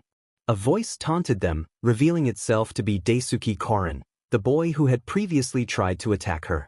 He was Kiriko's grandson and the heir to Tanho Industries. She recognized the danger he posed and noted that he likely had a quirk. Daisuke acknowledged her realization and questioned how she figured out he wasn't from this world. She explained that it hadn't been difficult. As Bakugo prepared to confront him, she warned him that using his quirk inside would trigger the fire alarms, leaving them vulnerable. Bakugo, undeterred, declared he would fight without his quirk. Daisuke's eyes widened as Bakugo launched himself at him, landing a punch that sent him crashing into the table, causing monitors to topple over. Bakugo called for her to follow him, but just as she reached for his hand, something wrapped around her leg, pulling her back. She felt a hand grip her hair, yanking her to her feet. She winced but managed to grab her attacker's wrists. Bakugo shouted her name, and she recognized the voice of Dabi, who had returned. He leaned closer, grinning as he acknowledged her. Bakugo demanded Dabi let her go, but Dabi threatened her, warning that any foolish move would have dire consequences. As Dabi released her hair, he warned that she was coming with him. Trembling, she pleaded for him to let her go, but he merely chuckled darkly, reminding her of their previous encounters. She urged Bakugo to get the chip to Aizawa-sensei using her laptop, but Dabi activated his quirk, leaving her uncertain of what would happen next. The moment he acted, the sensors activated. The sprinkler system turned on as Bakugo lunged for the computer. Daisuke got up from the ground and tackled the blonde, just as a dark mass opened behind Dabi and Y. Bakugo called out to Yn. A loud explosion echoed as Daisuke was thrown back, his back hitting the opposite wall. Dabi ignited the floor in front of them, creating a wall of flames to keep Bakugo at bay, but it didn't deter him. Bakugo reached out his hand toward Yn, who instinctively reached back, their fingers brushing against each other. His eyes widened in realization as he called out her name, but she was suddenly pulled back, the image of him fading as a warped gate closed. Yn crashed onto the hard wooden floor, wincing as her shoulder hit the ground. She pushed herself up, sliding her legs beneath her as she sat up. She found herself in a bar, facing the wall, with voices echoing behind her. Swallowing hard, she slowly turned around, her arms resting on the ground. Dabi loomed over her with a grin. Beside him stood the man she had encountered in the alleyway, a severed hand covering his face, revealing a singular red eye as he looked down at her. A girl with messy space buns stood next to them, and another man in an unusual suit was beside her. Behind the bar, a figure made of mist hovered, his glowing yellow eyes blending with the dark purple air that formed his body. Yn attempted to lighten the mood, joking about their lack of hospitality as she scooted back until her back pressed against the wall. Dabi approached her, his boots thudding on the ground, followed closely by the man with the hand, who she recalled was Shigaraki. Dabi crouched in front of her, his demeanor serious as he stated that they were not there to be kind. Yn felt her body tense, trembling with fear as he continued, revealing their intention to obtain what they desired from her. Chapter 14. My head was spinning, whether from the multiple impacts or the overwhelming fear of my situation, I couldn't tell. All I knew was that I felt unwell, and it was more than just a headache this time. Mr. Compress, someone I had come to appreciate for his consideration, raised a hand to stop Shigaraki's movements. He approached me, gently, lifting my chin to meet his gaze. I struggled to see clearly, feeling cold yet feverish. My face was flushed, and my chest heaved with each breath. Blood trickled down the side of my head from a wound inflicted by Toga. My body trembled, and the chains binding my arms rattled with my involuntary movements. Twice observed my condition and remarked that I didn't look well, immediately contradicting himself. Mr. Compress suggested that Shigaraki give me a break, warning that continued aggression could lead to serious harm or even accidental death. I rasped out a weak question about what they wanted from me, my voice barely recognizable. Spinner urged me to cooperate, asking for information about Kiriko. I whimpered, feeling defeated as I closed my eyes and let my head fall back. I insisted that I knew nothing about her. Shigaraki, crouched before me, placed a hand on my leg, his finger hovering ominously above my skin, causing me to tense up. I whispered my innocence, pleading for them to stop. I expressed my confusion about why I was there and my desire to go home.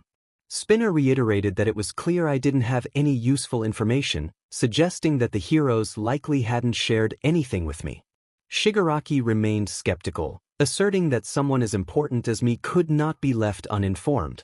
I cried out in frustration, tears welling in my eyes as I insisted that no one had told me anything. I was in the dark about everything.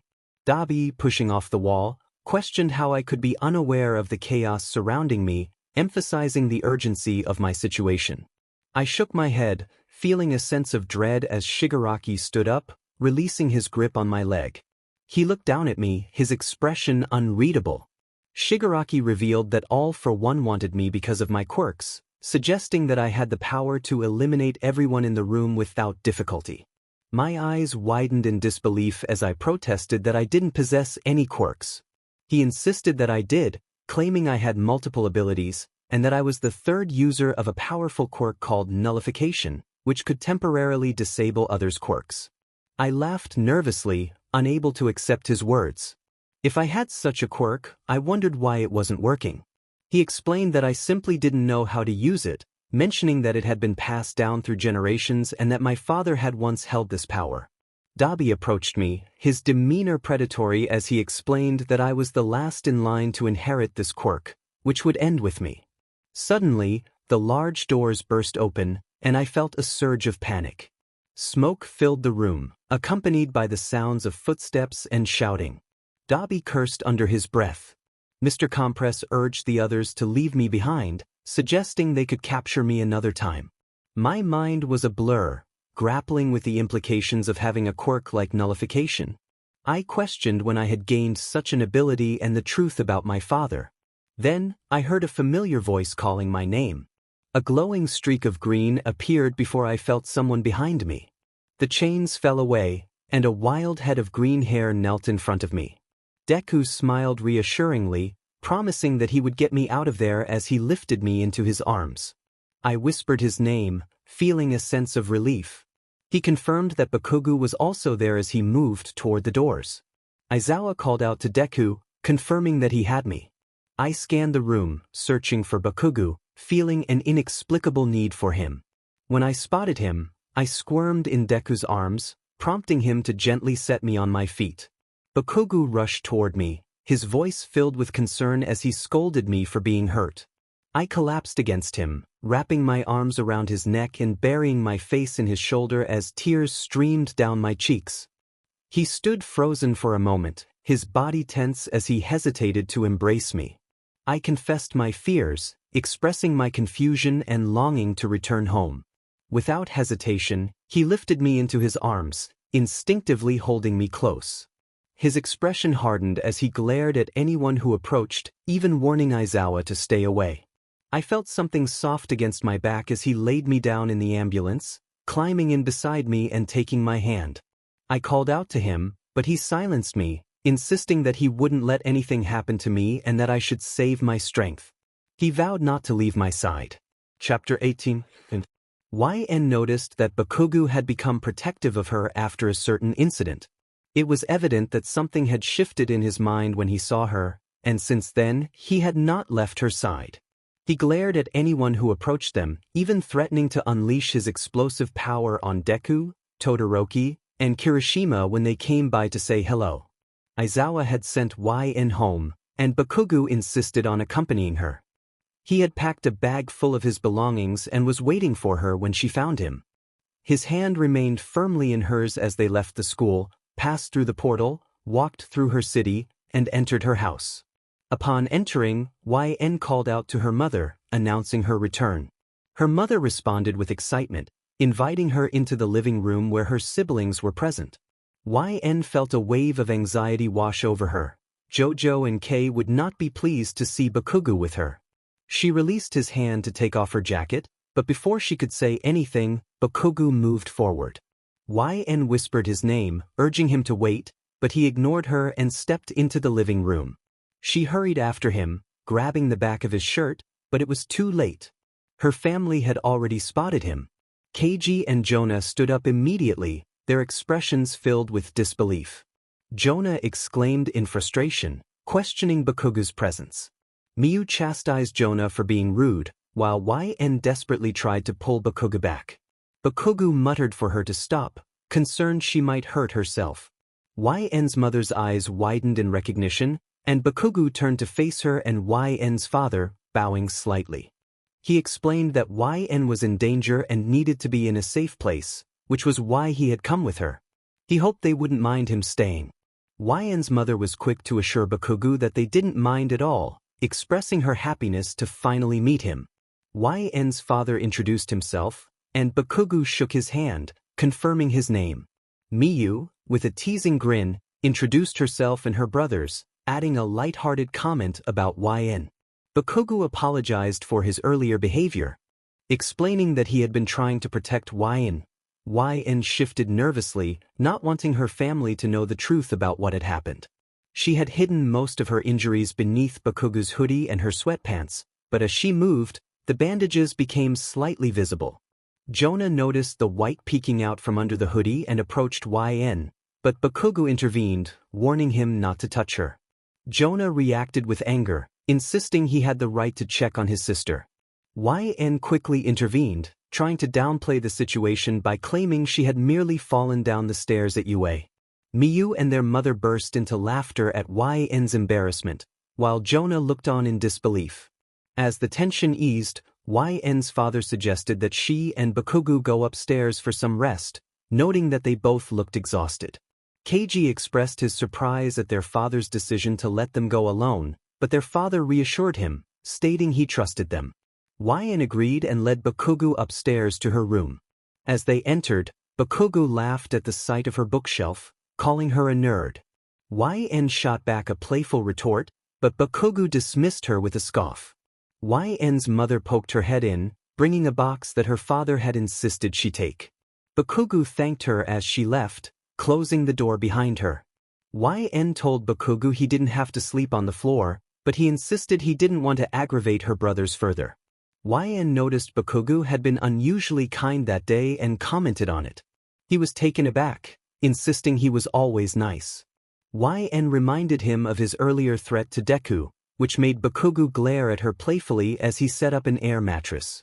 He asked about her injuries, and YN touched the bandages on her stomach, assuring him she was fine. Bakugu noticed her discomfort and insisted she shouldn't move around too much. He offered to fetch some blankets from her closet, and YN pointed him in the right direction. As he rummaged through her closet, YN called out to him softly, but then changed her mind. Bakugu rolled his eyes, and YN contemplated whether to share what Dabi and Shigaraki had said. Ultimately, she decided against it, trusting that she would find out the truth in time. For now, she could only hope for answers and that they would keep their promises. Sleep eluded her. Bakugu lay on his side, facing her, eyes closed. He looked peaceful, and she felt a pang of guilt as she noticed the bags under his eyes. He had stayed with her throughout her entire hospital stay, and she was grateful for his unwavering support. He suddenly stirred, his tired voice breaking the silence and causing her to jump. As he opened his eyes, his striking ruby gaze met her own. He asked what was the matter, and she quietly admitted that she couldn't sleep. After a moment of contemplation, Bakugu sighed and rolled off the mattress, climbing into her bed instead. Her eyes widened, and warmth flooded her cheeks as he slipped under the covers. He grumbled sleepily, pulling her into his arms and letting her rest her head on his chest. He wrapped his arms around her, urging her to go to sleep and reassuring her that he wouldn't let anything harm her. She felt her body relax as she sighed softly, wrapping her arms around his neck and nuzzling closer to him. She expressed her gratitude, and he whispered that he was her soulmate, pressing a gentle kiss to her forehead and declaring it was his job to protect her. She smiled, feeling a sense of warmth and connection. In a different moment, she heard a voice calling her name, urging her to open her eyes. Groaning softly, she complied and gasped as she realized she was no longer in her room but standing in utter darkness. She found herself unable to move her arms and legs, as if a hand covered her mouth. When she looked up, she saw a figure standing before her. The woman had black hair, an angular face, high cheekbones, and a small scar through her eyebrow. Her green eyes held a hint of sadness as she stood alone in what appeared to be her hero outfit. She tried to speak, but no words came out. The woman apologized for their meeting under such circumstances, explaining that she had no other choice but to communicate this way. She needed her to listen carefully. The woman expressed her sorrow for the burden placed upon her, explaining that if only 𝚑𝚑 had chosen someone from this dimension, she wouldn't have been dragged into this situation. However, because she was chosen, she had a role to play as a hero. The woman continued, explaining that she wished she could take away the quirks so that she could live a normal life. She clarified that the quirk had chosen her, and she had many older siblings who would have inherited it had things been different. The quirk chose her for a reason, and now she had to do everything in her power to prevent chaos from engulfing the worlds. The woman urged her to find the current user of One for All, as they would hold the memories of Shimura Nana. She explained that they needed to connect to communicate effectively. The woman lived inside her, along with 𝚑𝚑, the second user, and the fate of the world depended on her actions. The mention of One for All struck her deeply, and she realized the gravity of the situation. The woman warned her that her quirk would soon surface, and she needed to prepare herself to wield it. Her resistance had to be the strongest of all, as her enemy was named All for One. He was the one who needed to be stopped. She recalled hearing about All for One from Shigaraki, who claimed he wanted her dead. However, Aizawa had said he was locked away in the strongest prison. The woman clarified that while his body was imprisoned, he was connecting through someone else whom he could manipulate. It was crucial for her to find this person and stop them. Despite her doubts about how she could possibly achieve this, the woman expressed her belief in her abilities. She reassured her that the quirk had chosen her for a reason, and there was something special about her that others could not see. Understanding the weight of her fear, the woman urged her to overcome it. She emphasized that fear would hinder her progress and that she needed to believe in herself. The woman acknowledged that while she couldn't erase her fear, she had to find a reason to push through it. As the woman spoke, she felt the sense of clarity. If she allowed her fear to consume her, she wouldn't be able to act. She recalled her past experiences and recognized the importance of staying calm and collected. The woman reminded her that when her quirk surfaced, it would be overwhelming, and losing control could lead to dire consequences. Finally, she felt the hands that had held her vanish, and she could move and speak freely. Kiriko approached her, her cape swaying gently as she raised a hand to touch her cheek, offering comfort. She expressed her belief in her, instilling a sense of hope and determination within her. It was a heavy burden, and the desire for change weighed on her, but she believed in his potential. The real question was whether he believed in himself. For some reason, he felt a deep connection to this woman, as if she had been a part of his thoughts for much longer than their brief encounter. Perhaps she had always been there, lingering in the recesses of his mind. He affirmed his determination, stating that the first step was to find the successor of One for All. She confirmed his thoughts, explaining that Nana had an apprentice who had inherited her quirk. Although she was uncertain if it had been passed down since then, she suggested he start his search with a man named Toshinori Yagi. He vowed to do everything in his power to succeed, a confident grin spreading across his face as he made his promise. Her smile reflected her belief in him, reinforcing her faith in his abilities. Katsuki was still asleep, sprawled out on the bed like a starfish, having kicked his friend out during the night. After several attempts to wake him, which began at 9 in the morning, it was now past noon. He groaned, tossing a pillow over his face and muttering for his friend to go away. The friend, frustrated, threatened to retaliate if Katsuki didn't get out of bed. With a few playful hits from the pillow, he insisted that it was time to wake up. Katsuki, still half asleep, pushed the pillow away and grabbed his friend's wrists, pulling him onto the bed beside him. He was clearly annoyed but still too tired to fully engage. His friend reminded him that it was noon and that there was spicy curry waiting for them. Katsuki, with his eyes still closed, folded his arms behind his head, expressing his irritation. He warned that if he was pushed off the bed again, there would be consequences. His friend explained that he had been awake since 6 due to a headache and had taken some medicine. Katsuki, still skeptical, suggested that his friend's energy was due to the medicine. As the conversation continued, soft knocking interrupted them. Jonah, the older brother, entered the room and cleared his throat to get 𝚑𝚒𝚎𝚎's attention. He suggested that 𝚑𝚒𝚎𝚎 get dressed and join him for a trip to the store. After a moment of contemplation, 𝚑𝚒𝚎𝚎 agreed. As 𝚑𝚒𝚎𝚎 headed to the bathroom, his friend turned to Jonah, questioning his intentions. Jonah reassured him that he only wanted to talk to 𝚑𝚒𝚎𝚎, dismissing the concern that he might provoke a fight. Meanwhile, at the dinner table, the atmosphere shifted when their mother asked about 𝚑𝚒𝚎𝚎's whereabouts. When informed that he left with Jonah, the family reacted with shock and concern, fearing for 𝚑𝚒𝚎's safety. Just then, a series of hurried knocks sounded at the front door. Deku and Kirishima rushed in, apologizing for their unannounced visit. They explained that they needed to take 𝚑𝚒𝚎 and his friend back to UA immediately, as Aizawa and other pro-heroes were waiting outside. Realizing the urgency, the friend quickly grabbed 𝚑𝚒𝚎's bag and dashed downstairs. As they were about to leave, their mother called out, asking them to stay safe. Kirishima promised to protect them. As they approached the exit, a loud crash interrupted the moment. Suddenly, a body collided with 𝚑𝚒𝚎's friend, knocking them to the ground. Dazed, they felt something warm on their hands and realized it was blood. Kirishima and Deku rushed to help, urging 𝚑𝚒𝚎's friend to focus on getting to safety. Concerned for 𝚑𝚒𝚎, they insisted that his friend was the priority. Just then, 𝚑𝚒𝚎's friend spotted Jonah on the ground, injured and struggling. They rushed to his side, but Jonah warned them to leave, insisting it was too dangerous. As 𝚑𝚒𝚎's friend turned, they saw 𝚑𝚒𝚎 engaged in a struggle with Daisuke, who was trying to overpower him. The situation was escalating, and 𝚑𝚒𝚎's friend knew they had to act quickly. My hand curled around his, and I noticed his eyes widen in surprise. It felt like a normal punch at first, but then I realized the truth. He possessed the ability to temporarily disable one's quirk. Everything Kiriko had told me flooded back into my mind. I narrowed my eyes, recognizing the opportunity.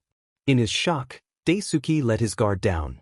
I seized his wrist and, with a swift movement, turned my back to him, pulling him over my shoulder with a grunt of effort. He hit the ground with a thud, and I could see the shock in his eyes from the impact. I stumbled back, falling to the ground, confusion swirling in my mind about what had just transpired. Chapter 22 End. YN felt her entire body shaking as she looked down at her hands, smeared with the remnants of a recent struggle. Pain radiated from her head, making it feel as though it might split open. The cacophony of muffled voices surrounded her, each one blending into a chaotic symphony that only amplified her discomfort. She curled inward, pressing her hands against the back of her head, desperate for silence. The sun was too bright, and her head throbbed painfully. It was then that a familiar voice broke through the noise, sounding distant yet urgent. Deku knelt in front of her, his hands reaching out. The moment their skin touched, a jolt of energy coursed through them, and they both froze, confusion and shock evident on their faces before everything faded to black. When YN opened her eyes again, it felt as if she had emerged from beneath the water's surface. She and Deku sat up simultaneously, their gazes locking in mutual surprise. Deku quickly rose to his feet, concern etched across his features as he asked if she was okay. YN assured him she was fine but questioned their location and what had happened. The emptiness around them felt eerily familiar, and she turned to Deku, realization dawning on her. "You're the user of One for All, aren't you?" she stated, piecing together the clues. Deku's eyes widened in response, and before he could answer, another voice interrupted them. Kiriko stood beside YN, her smile contrasting with the seriousness of the situation. The woman next to Deku leaned in, playfully urging them to smile, but was quickly reprimanded by Kiriko, who insisted they needed to discuss something important. Nana, the woman beside Deku, expressed concern over YN's unique quirk, which had developed alongside her. Kiriko worried about the potential dangers of YN bearing both the nullification and her own quirk, fearing it could lead to serious harm. Nana reassured her, suggesting that with proper training alongside Toshinori, YN could manage both quirks. As the conversation continued, Kiriko expressed her fears about All for One discovering why. Nana remained optimistic, insisting they would find a way to protect her. Deku's body began to envelop in a swirling black mist, and YN felt an overwhelming sensation of being held back. Kiriko warned her that she was about to face unprecedented danger but encouraged her to push through her fear and seize control of her abilities. YN realized the vessel for all for one was someone she knew well. Kiriko urged her to take Deku's hand, to work together and stop the impending threat. Slowly, YN extended her arm, their fingers brushing before they clasped hands, determination igniting between them. A sudden flash enveloped her vision, and as the brightness faded, YN found herself staring at the sky. She sat up, hearing rustling nearby. Deku was across from her, green sparks dancing around his palm. They exchanged glances, a silent agreement passing between them. Suddenly, Bakugo stormed over, his presence commanding attention as he confronted Deku. YN reached out to Bakugo, concerned for his well-being. He questioned her about the recent events, and she explained how her quirk had activated, the shock from Deku triggering it. Jonah's voice called out, confirming he was all right after a minor injury. He urged Bakugo to protect YN, and Bakugo reluctantly agreed, shoving his hands into his pockets. Kirishima reminded YN that they needed to leave quickly to ensure her family's safety. After hugging her brother, she joined Deku and Bakugo, glancing back to see Aizawa with her parents, discussing their relocation for safety. With a heavy heart, YN hoped her family would remain unharmed while she faced the challenges ahead. Chapter 23. YN, Deku, and Uraraka sat together on the floor of a large gym, surrounded by equipment in a quiet atmosphere. They were dressed in loose clothing, ready for an active session. The trio was deep in discussion about YN's quirk, analyzing its mechanics, effectiveness, and overall power. Deku had brought along a notebook filled with information about various heroes, which proved helpful as they compared YN's quirk to others.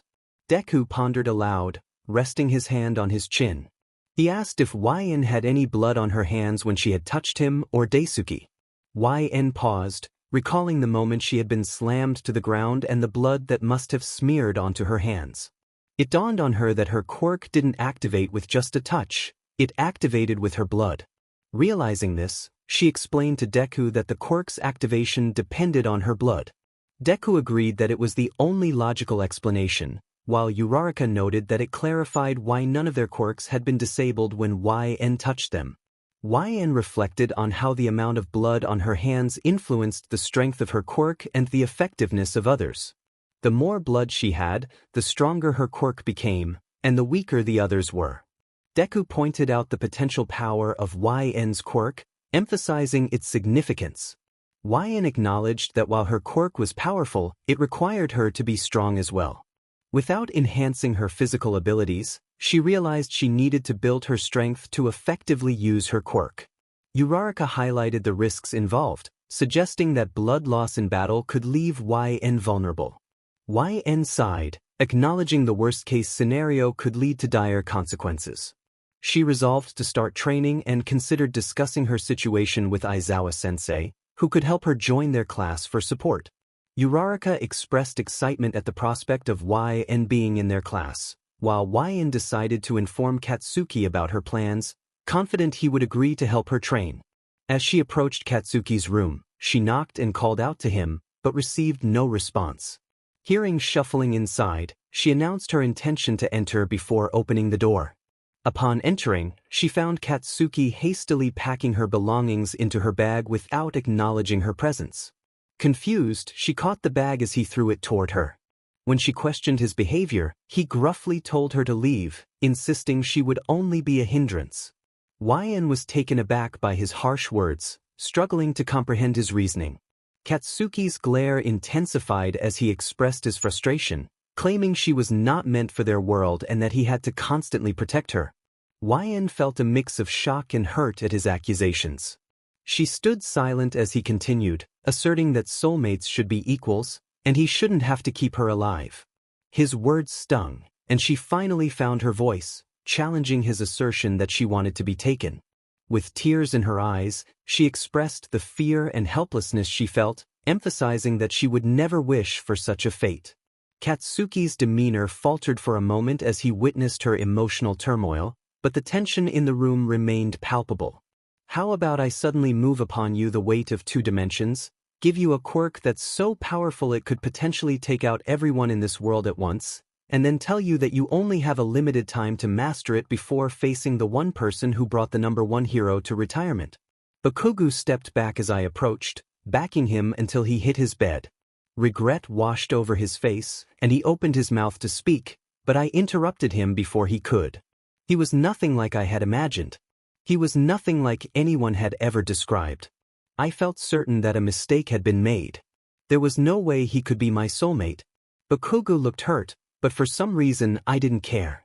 I was right. He was inconsiderate, and that was what frustrated me the most. I turned away from him, shaking my head in disappointment. I grabbed my bag from the ground and slung it over my shoulder. He called my name, making me pause as I opened the door. I glanced back at him. I suggested that we should take some time apart. I responded with sarcasm, unable to believe his words. I had trusted him when I was afraid. I always sought him out in my moments of fear because knowing he was my soulmate had been comforting. But as a person, I couldn't stand him. If he knew what was good for him, he would stay away from me. I didn't need distractions from my training. I cut off his next words as I walked out, slamming the door behind me. Chapter 23. And whenever Deku wasn't in class, he, Uraraka, and I would go to the gym at school to train together. I was formally introduced to All Might, and after a lengthy discussion, he explained exactly what One for All was and who Mila was. He detailed the relationship between my quirk, Nullification, and their quirk, One for All. There's so much more to your quirk than you realize, All Might said. The 3 of us were seated in the teacher's lounge after they had taken the time to explain things to me. I recalled what I had learned. Mila, the second user, had a quirk called Matter, which allowed her to add or subtract atoms from something to change its molecular structure within 10 seconds. She could create or destroy anything with this power. I questioned All Might about why she hadn't ended the rivalry with All for One. All Might seemed surprised and placed a hand on the back of his neck. He admitted that he had underestimated my deductive skills. Mila had become afraid of her own quirk, worried that she might accidentally create something harmful. She was focused on rescue, and harming a civilian was not something she could accept. So rather than potentially sacrificing someone, she sacrificed herself, Deku observed. All Might nodded, almost sadly. I noted that Mila had been All Might's friend. I didn't know much about her, only what I had seen from Kiriko. I mentioned that All Might and Mila had trained together, similar to how Nana and Kiriko had. All Might chuckled lightly, acknowledging the cycle that continued. I processed his words, and Deku and I exchanged glances. I turned back to All Might, realizing that my nullification quirk was derived from One for All. There was a bond attached to it. That's right, All Might confirmed. He explained that his master, Nana, and Mila's master, Kiriko, had mixed their blood. I was taken aback. I asked if One for All transferred with the sharing of DNA and if Kiriko had taken it away from Nana. All Might reassured us that they hadn't. For some reason, their blood had become infused, creating a droplet that held both One for All and the nullification quirk. I began to understand the implications. The 2 most powerful quirks, both effective against All for One, had been mixed together, and both users retained full control over their abilities. That's crazy! Deku exclaimed. I asked what had happened to the blood. All Might explained that Mila had ingested it, gaining control over both quirks. However, her fear had prevented her from using the power against All for One. I questioned how the quirk had come to me, noting that Dabi had mentioned my father also possessed it. It didn't make sense. How had it reached my world? All Might sighed, admitting he was still searching for the answer. I felt deflated. Deku placed a comforting hand on my shoulder, assuring me that we would figure it out soon. 2 knocks sounded on the door before it opened. Aizawa stepped halfway inside, spotting me on the couch. There you are, he said. Are you ready to go back and collect some of your things? I jumped to my feet, realizing I had forgotten. I apologized and thanked All Might and Deku before leaving with Aizawa. We climbed into a car to drive to the portal, which was the only term that seemed fitting. Aizawa informed me that my family had been moved to a private location. To keep it unknown, we would need to BLNDFLD me on the way. It was nothing personal, it was a precaution to protect my family. I understood and reassured him that it was acceptable. I wanted to ensure my family's safety above all else. I was glad to remain calm about the situation. Freaking out wouldn't help me, I needed to stay focused. As we walked past a tree, I expected to feel that familiar drop in my stomach, like when a car goes over a hill quickly. But this time, I felt nothing. The protagonist glanced over their shoulder, expecting to see the familiar bench from their world, but it was nowhere in sight. Instead, an oak tree stood before them, still wrapped in yellow caution tape, marked for removal. Turning to the older man beside them, whose furrowed eyebrows indicated concern, the protagonist felt a wave of unease wash over them. They turned back, retracing their steps, moving to the other side, and then further forward, emptying their pockets and waving their arms in frustration, even tossing stones in agitation. Aizawa expressed his confusion, noting the absence of the portal. It was gone, leaving no connection between their worlds. The protagonist's eyes widened, and a tightness gripped their chest as they whispered the realization that there were no heroes in their world. Aizawa stepped closer, extending his arms as he spoke about the potential for heroes to emerge when innocent people were in danger. The protagonist frowned, understanding the implication that heroes could not be in two places at once. Aizawa's plan to trap all the heroes in their world and seal the portal to dominate the other world became clear. As the protagonist fell to their knees, Aizawa crouched beside them, placing a comforting hand on their back and repeating their name in concern. The protagonist's mind raced, revealing the truth about Dabi's intentions. He didn't want to trap the heroes in their world. He aimed to keep them there, knowing there were no heroes to stop him in the protagonist's world. Panic surged as they feared for their family and the people of Japan. Aizawa urged the protagonist to calm down, but they insisted on finding another way. As they stumbled to their feet, Aizawa gently pulled them into his embrace, unaware that tears had begun to fall. The protagonist clung to his shirt, trembling as he reassured them that they would find a way back and communicate with the heroes to search for another portal. The protagonist expressed their longing to return home, feeling lost and trapped in a world where they had no way to contact their family. With no relatives in this new world, they became a ward of the prefecture. Aizawa stepped up as their caregiver, and the arrangement was accepted without much resistance. Enrolling in UA, the protagonist trained alongside Deku and Uraraka. When they inquired about why the protagonist hadn't returned home, they simply stated they were fine where they were. Aizawa had advised keeping the portal's closure a secret from most, understanding the potential risks of too many people knowing. As time passed, the protagonist's behavior, eating habits, and overall routine changed.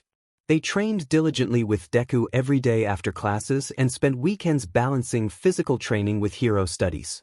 Dreams related to their quirk became more frequent, and they slowly learned more about One for All and nullification, though much of it felt redundant. During a jog together, Deku noticed the protagonist's downcast demeanor and asked if everything was okay. The protagonist assured him they were processing everything, acknowledging that they might never fully adjust but would try to adapt with time. Deku reassured them that no one was rushing them and that they were all friends who cared. Slowing their pace, the protagonist turned to Deku, revealing their reason for enrolling in UA. They felt useless and believed they needed to prove themselves if they were to save their family and fight against All for One. They expressed the need for support in becoming stronger. Deku offered his unwavering support, emphasizing that the protagonist belonged among them, regardless of their quirk. Grateful, the protagonist thanked him for his encouragement. Later, the protagonist called out from the infirmary, where Deku, Todoroki, and Uraraka found them. When asked if they were injured, the protagonist clarified that it was more of an experiment related to their quirk, which activated with their blood. They proposed testing how their blood reacted with Todoroki's and Uraraka's, who readily agreed to help. "I really owe you one," YN thought with a smile. Todoroki, rolling up his sleeve, asked if YN believed their blood would react differently. Recovery Girl entered the room with the necessary supplies just as YN began to explain the theory behind their quirk. YN pondered the idea of flushing the body, likening it to removing unwanted substances by drinking water. If their quirk resided in their blood, would it wash out with the introduction of more blood? This was the experimental question YN was eager to explore. Watching the needle slide into their arm, YN continued to think about how much blood could be transferred at once without affecting their quirk. They were scaling it down to a manageable ratio for this experiment. 𝚑𝚒𝚑𝚑 expressed her surprise at YN's perspective, saying she would have never thought of it that way. YN chuckled, acknowledging that they often thought ahead. Todoroki remarked on YN's dedication, noting how hard they had been working. YN rubbed the back of their head, feeling the weight of their commitment. They couldn't afford to fall behind their classmates. Being part of the class meant they had to put in the effort to catch up, even if it felt like they were on different levels. YN was determined to get stronger, knowing it would take a lot of work, but they were ready for the challenge. Just then, Aizawa's voice called through the door, inquiring about YN's whereabouts. After Recovery Girl confirmed YN was present, Aizawa entered, pulling back the curtain. He glanced at the other students before turning his attention to YN. Aizawa informed YN that someone wanted to speak with them. 101 thoughts raced through YN's mind as she followed Aizawa. The possibility of seeing her family filled her with hope, and she quickened her pace beside him. However, when the classroom door opened, her heart sank. Disappointment washed over her as her gaze fell upon Bakugo, who leaned against his desk with his hands in his pockets. He turned to look at them as the door creaked open. YN stepped inside slowly, not glancing back as the door closed and Aizawa's footsteps faded down the hall. Bakugo stood up, removing his hands from his pockets, and approached her, stopping near Aizawa's lecture stand. He opened his arms, silently inviting her closer. YN hesitated, recalling their previous interactions. She felt the weight of his words as he began to speak. He expressed his regret for what he had said, admitting that he had been upset and hadn't considered her perspective. He acknowledged that he had assumed she would adapt to their new reality as easily as he had, and he regretted his harsh words about Dabi. Bakugo's arms lowered as he opened his eyes, his ruby gaze locking onto YN's. A frown tugged at his lips as he continued, explaining that they were soulmates meant to support each other through thick and thin. He revealed his selfish desire to protect her, even if it meant pushing her away. He didn't want her to face the dangers of their world, and the thought of telling her family that she was gone weighed heavily on him. As he spoke, his voice cracked, and he sank to his knees, his head dropping in despair. YN noticed the darkening fabric of his sweatpants, stained by tears. He apologized repeatedly, pleading with her to go home, expressing his fear for her safety. YN's heart ached at the sight of him. She crouched in front of him, crossing her arms over her knees and resting her chin on them. When he looked up, tears streamed down his cheeks, and she felt compelled to wipe them away. She recalled her mother's words about soulmates always being there for one another and reassured him that she wasn't angry. Despite his protests, she couldn't go home. The portal was closed. Bakugo was taken aback by her revelation. YN wiped her eyes and declared her determination to become a hero, just like him and their classmates. She reminded him that they were supposed to have each other's backs, no matter the circumstances. He stared at her, emotions swirling in his ruby eyes. As he cupped her face with trembling hands, she placed her own over his, offering a soft smile. He seemed to struggle internally before pulling her closer. Their lips met in a gentle kiss, and YN relaxed into his embrace, feeling his warmth envelop her. As he tightened his hold, she shifted onto her knees, deepening their connection. Bakugo kissed her quickly, as if afraid she would vanish. YN reassured him that she wasn't going anywhere, having spent years searching for him, sometimes doubting his very existence. She wouldn't let him go now that they were together. He rested his head against her neck, and she smiled, running her fingers through his hair. YN reminded him that it was okay to feel scared and to cry. He was still human. She understood that their journey would have its challenges, but together, they could face anything that came. The way they would soon get used to being around each other, and he would always be there for her, ready to be her shoulder to cry on if she would be his. His hold tightened, and his body shook with silent tears. He muttered something into her neck that sounded like agreement. She rubbed his back gently. When he pulled away, he furiously wiped at his eyes, placing his hands on his thighs and avoiding her gaze. The universe made no mistake, she said, prompting him to look up at her, his eyes still glistening with tears. You're my soulmate, Bakugo Katsuki, she declared. Chapter 26, End. Chapter 27. As the door to the infirmary slid open, Bakugo walked in, still dressed in his workout clothes, cracking his knuckles as he surveyed the room. She turned back to the microscope in front of her. In a minute. I'm doing something right now, she mumbled, hearing him pull a chair up beside her. What are you doing? He asked. Here, take a look for yourself, she said, turning the microscope towards him. Bakugo looked at her with a puzzled expression, and she nudged it closer. He rolled his eyes. It just looks like a bunch of red dots, he remarked. They're my blood cells, she explained, switching out slides. These are Todoroki's.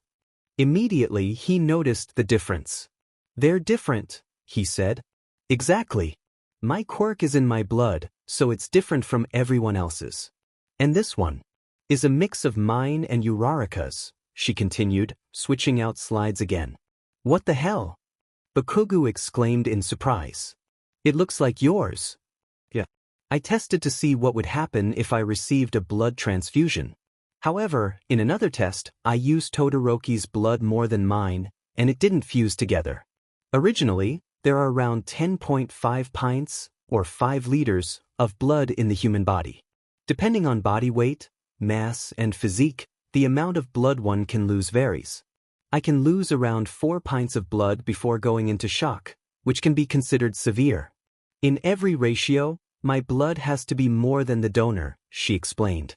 Still, that's a lot of blood to lose at once, he muttered.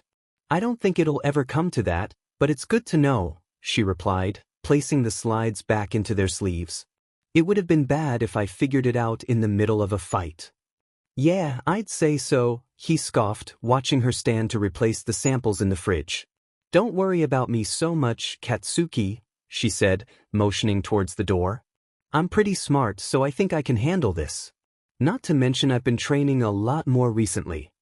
He rolled his eyes, causing her to glance at him as they walked down the hall. You're just mad because I didn't ask you to help me train, she teased, slipping her arm through his. He glared at her, turning his gaze away. Shut up. You're annoying. Fine, I'll just go ask Deku or Ochako if they want. He grabbed her arm as she moved away, pulling her into his side. He draped an arm over her shoulders, a light blush dusting his cheeks. She grinned, nestling into his side as he glared lightly. Katsuki, can you make me a promise? She asked. He grunted in response as she placed a hand on his chest, walking with him down the hall towards the front doors. If something were to ever happen to me, would you make sure nothing came about my family? She inquired. He stopped suddenly, turning to look at her with a serious expression. His arms slipped from her shoulders, moving to grasp the collar of her shirt instead. What the hell is that supposed to mean? You already told me nothing would happen to you, and you better keep that word. I'm not promising anything because nothing is going to happen, he snapped. Katsuki, I'm serious. If something goes wrong, would you do that for me? She pressed, lightly placing her hand on his wrist. His shoulders rose and fell with a heavy sigh. Katsuki, fine. But if that ever happens, I'll never forgive you, he said, releasing her collar. I already told you, I don't want to go to your parents and tell them I let you down. He turned away, placing his hands into his pockets. She noticed his body trembling slightly as he walked, making her frown. She caught up with him, grabbing his arm. He looked down at her as she laced her fingers through his. His expression softened a bit, his body relaxing. Don't worry, Katsuki. I don't plan on going to your parents either. Not for that reason at least, she reassured him. What are you doing this weekend? He asked suddenly, making her tilt her head to look at him. Oh, I don't know. Train, she replied. You're coming with me, he insisted. Wow, not even giving me a choice? She laughed playfully. Nope, he said, popping his lips together. You're an but Katsuki, she teased. And you're a pain, he shot back. She shifted awake at the sound of footsteps. They were heavy, slow-paced, and echoed in her mind. She groaned softly, her eyebrows scrunching together. Sitting up in bed, she reached to flick the lamp on beside her. The room flooded with light, making her wince at the sudden brightness. Feeling the blankets pool at her waist, she rubbed her eyes tiredly. The footsteps were nearing, and she could feel her body tensing. She moved the blankets aside, swinging her legs over the side of the bed. Standing up, she carefully walked towards the door. Grabbing the knob, she pressed her ear against the wooden surface. The footsteps came and went, disappearing down the hall. Was it one of the teachers checking in on them? Normally, she never heard them before. Usually it was Aizawa or Present Mike, but who was it this time? A student, perhaps? Tempted to open the door and check, something screamed at her not to. Frowning, she looked down at the doorknob, twisting the lock before reaching up to bolt it shut as well. She could feel her heart rate increase and placed a hand over her chest to calm her fear. Shaking her head, she dismissed it as paranoia.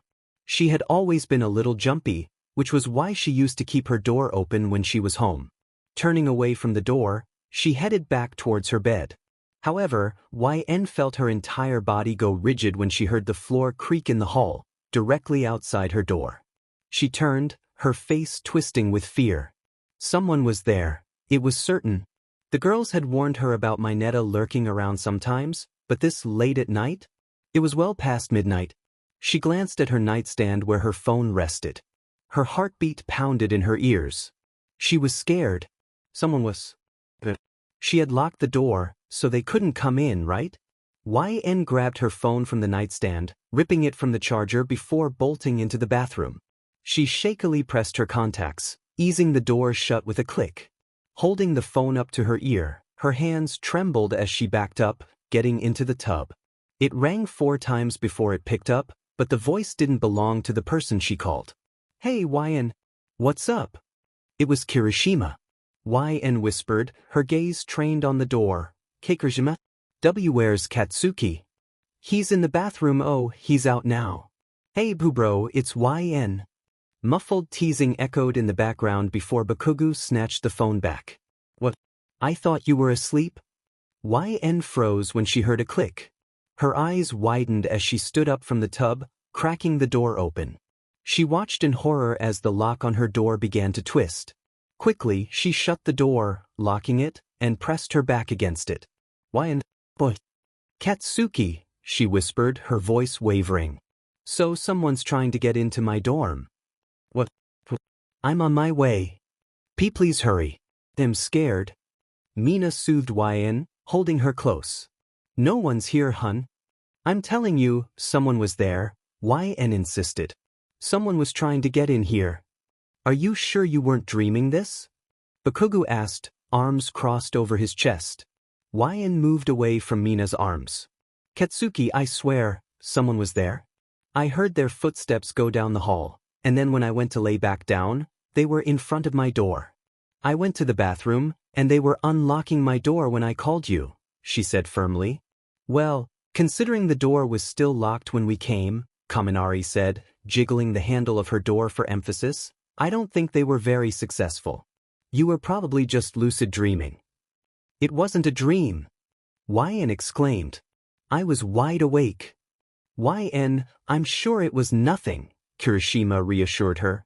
"You're just tired is all." "Yeah, you've been under a lot of pressure lately," Siro added, scratching the back of his head. "Hold on, YN might not be joking around," Mina called, standing by the window. "Do you sleep with a window open?" "No," YN replied. "And I'm gonna assume you don't wear a size 12 boot either," Mina said, waving them over. They all circled around the edge, peering at the windowsill. Sure enough, there was a mark from someone's boot on the ledge. "Someone really was in your room," Kaminari exclaimed. YN looked at Bakugo, who frowned deeply. "I told you I wasn't dreaming." "How did they get past the school security?" Kirishima wondered. "I dunno," Siro said. "Get some of your stuff," Bakugo grumbled. "If someone was here, there's a chance they might come back." "We're all hanging out in my room," Kaminari suggested. "You can come with us and relax a little." Are you any good at video games? After collecting her phone and charger, the 6 of them piled out of YN's room, heading back to the boys' dorms. Kaminari's room was decorated with various game consoles, and he had beanbags laid out on the floor. Bakugo sat down on the bed, his back to the wall, motioning for YN to join him. She crawled toward him, putting her back to his chest as he wrapped his arms around her waist. He rested his chin on her shoulder, grabbing a controller from the bed. YN relaxed as everyone started the game, passing around controllers and reacting with cheers or groans as they lost or won. However, she couldn't shake the feeling that she was being watched. She tried to push it aside, but it lingered in the back of her mind. Demon, YN. Kaminari laughed. I would have never thought you were this good at Call of Duty. I grew up with all older brothers, she replied, sniping Kirishima from a rooftop. This is how I spent most of my free time. Seriously? I would have thought you just studied, Mina said.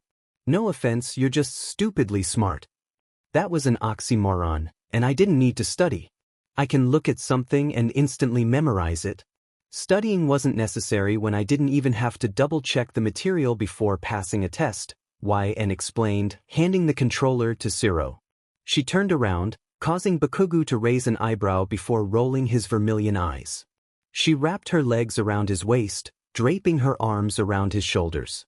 Sleep, he muttered into her ear, holding the controller around her as he shifted back.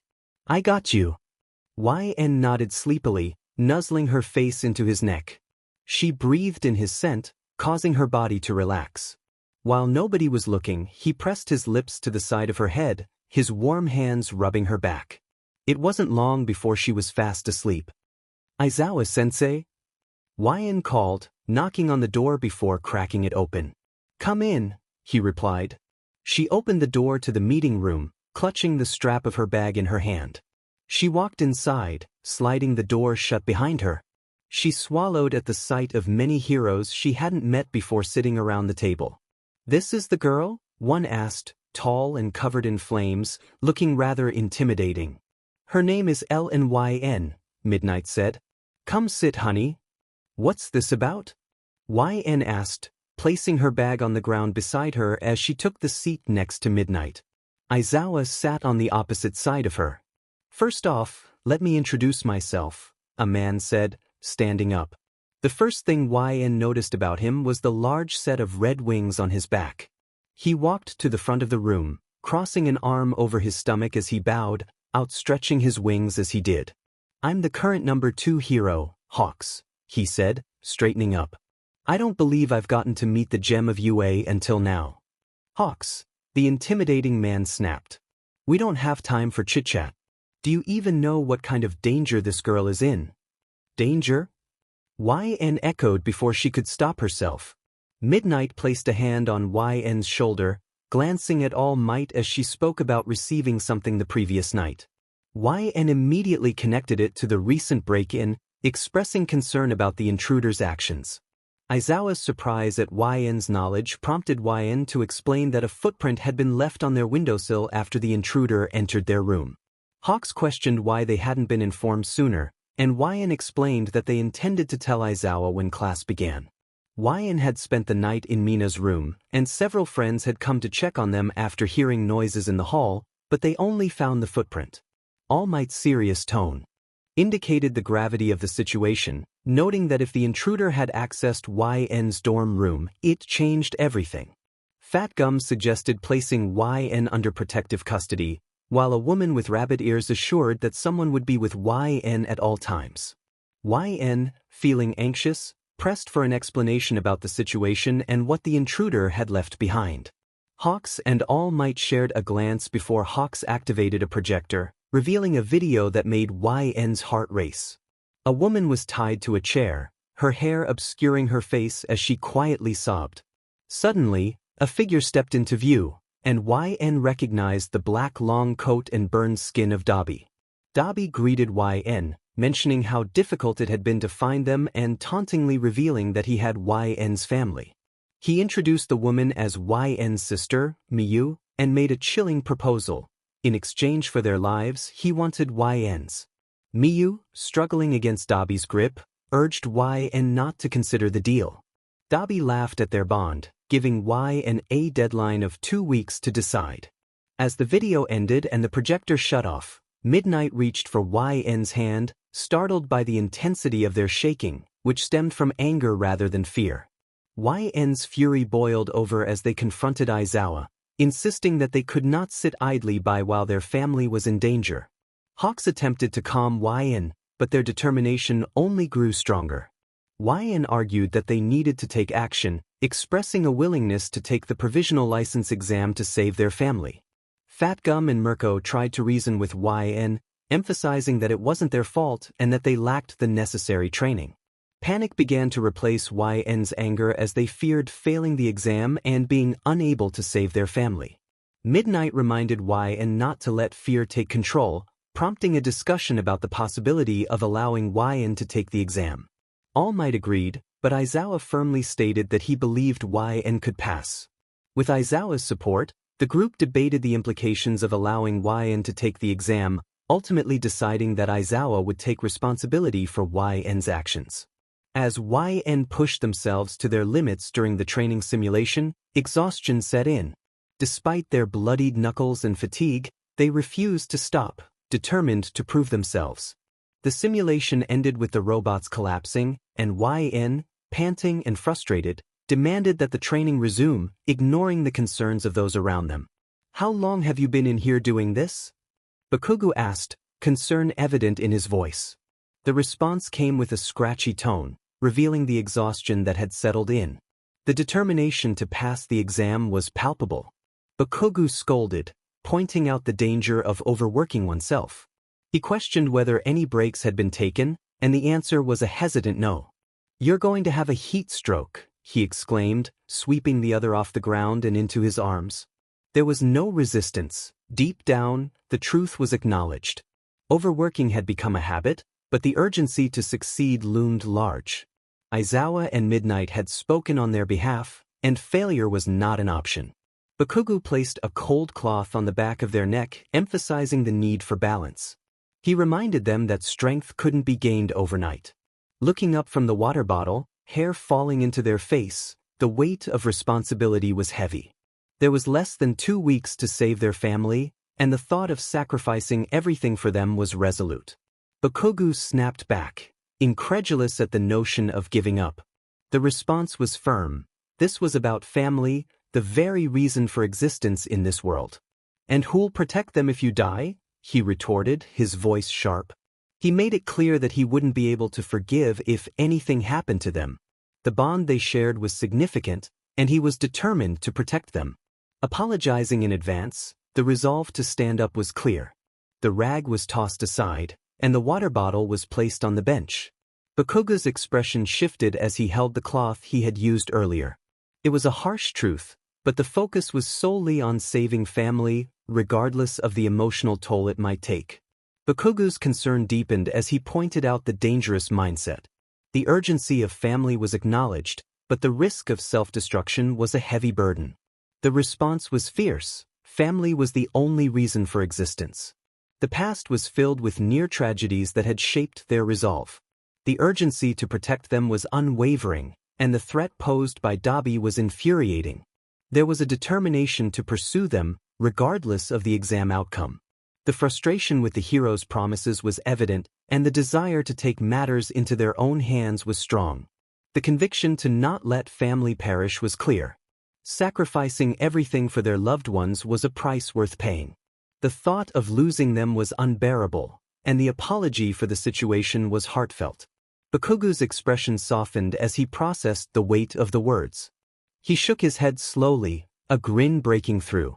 "You really don't know what you're getting into, do you?" he chuckled, the warmth in his tone contrasting the earlier tension.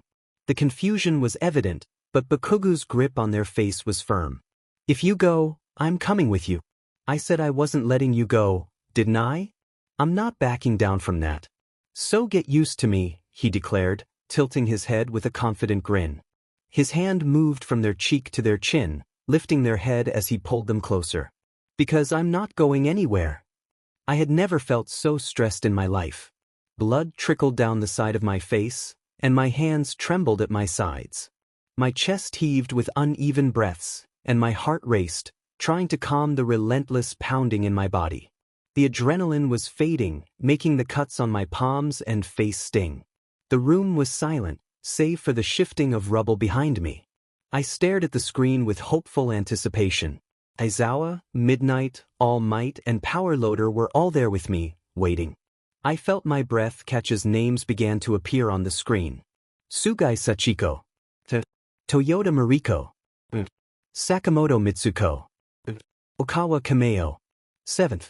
Taniguchi Shinju. 6th. Ogawa Tadashi. 5th. Miyashita Saki. 4th. Sumida Hachiro. 3rd. Hatanaka Tsutomu. 2nd. It was all or nothing. The next name would determine everything. This was the moment that would decide if I could fight to save my family. LNYN. First. Suddenly, I was swept into a pair of arms. Midnight hugged me tightly, her praises flowing freely. Aizawa and the others joined in, while the remaining contestants exited the arena, some pausing to admire the number 1 and 2 heroes approaching us. Hawks acknowledged my victory, stating that I had won fair and square. Endeavor handed me a card, and I examined it, noting the plastic that displayed my name and hero information. Confused, I turned to Bakugo, who scoffed and rolled his eyes. He explained that every hero needed a hero name, an alias, to obtain a provisional license. I wondered if I could simply use my real name, but Midnight insisted it was too boring. All Might chimed in, sharing the hero names of Mila and Kiriko, both derived from similar meanings. Feeling inspired, I finally settled on a name, Negate.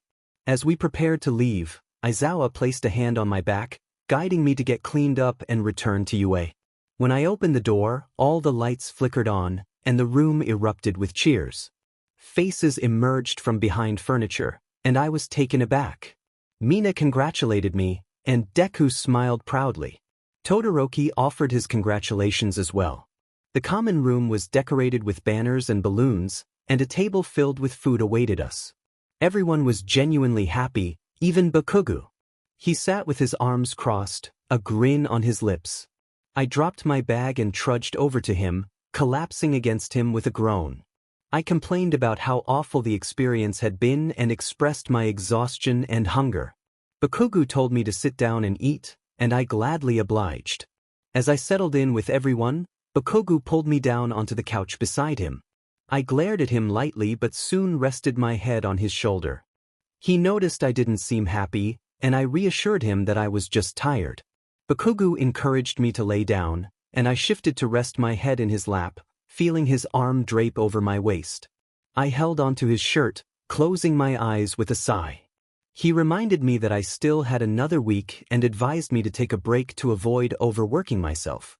I confessed my worries about messing things up and putting my family in danger. Bakugo understood my concerns but insisted that I wasn't going to face this alone. He declared that my family was his family, and he wouldn't let me go easily. I quietly revealed my plan to leave UA and go after Dabi on my own, but he immediately insisted on coming with me. He explained that it was our fight, and he wouldn't let me face it alone. I realized that he had spoken with my brother before everything began, wanting to know if he could handle the situation.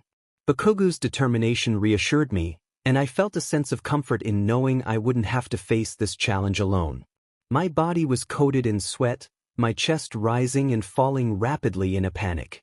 I pressed my hand over my heart, trying to calm myself down. I swallowed hard, glancing around before reaching to flick on my lamp. My sheets were a mess, the blanket halfway off the bed and on the floor. I pulled my legs up onto the bed, propping my arms on my thighs as I cradled my head in my hands. I couldn't close my eyes fully for fear of reliving everything I just saw. Usually, I never remembered my dreams or nightmares, but this one was crystal clear. I could still hear the echo of his taunting voice, a constant reminder of why I was doing all of this. It haunted me, and I couldn't understand why he was targeting me of all people. Shuffling from my bed, I walked out of my dorm. I trudged down the hall, then the stairs, and into the kitchen. I grabbed the mug I had been given, poured some water inside, added a tea bag, and placed it in the microwave. Leaning against the counter, the only light in the room came from the microwave. 3 days in a row. I looked up, unfazed by the voice in the doorway. 𝚑𝚒𝚑 walked inside, taking his hands from his pockets. He reached for my shoulders, but I quickly moved away, crossing my arms over my chest. 𝚑𝚒𝚑 lowered his hands. He asked if the dreams were bad, not moving to come after me. He took the cup from the microwave before it could beep, added some sugar, stirred it, and slid it to me. I replied softly that sometimes they were. I felt the need to apologize, but he told me not to. It wasn't like I had chosen to be in this situation. I slowly raised the cup to my lips and asked if he thought I could do it. He replied that it didn't matter what he thought, that was my job, not his. He would just be there to back me up, knowing I would need help. I questioned if he was really ready to risk his life for this, if he was willing to risk becoming a hero. I reminded him of everything he had said in training about becoming the #1 hero and surpassing everyone. I warned him that if he stuck around me, that might not happen. 𝚑𝚒𝚑 fell silent. I set the cup down and placed my hands on the edge of the counter behind me, exhaling through my nose as I looked down at my slippers. I expressed my intention to go against everything they told me. Endeavor and Hawks had been foolish to think they could negotiate with Ḍabi. He asked if I didn't believe in them, his vermilion eyes flicking to me. I shook my head, explaining that Ḍabi wasn't an idiot. If he didn't get his way, he would throw fits until he did, and I feared he would end up harming my family in the process. 𝚑𝚒𝚑 asked what I planned to do. I told him I was going to leave you, take a small bag with me, and go after Ḍabi. I couldn't just sit there any longer. I had to do something about this, and I was going to do it my way. He sighed and asked when. I replied that it would be tonight. He looked at me in surprise as I pushed off the counter, feeling the weight of my decision. I couldn't take the uncertainty any longer. I was supposed to know everything, but this was tearing me apart. 𝚑𝚒𝚑 moved his arm as I walked to him, nestling myself against his chest.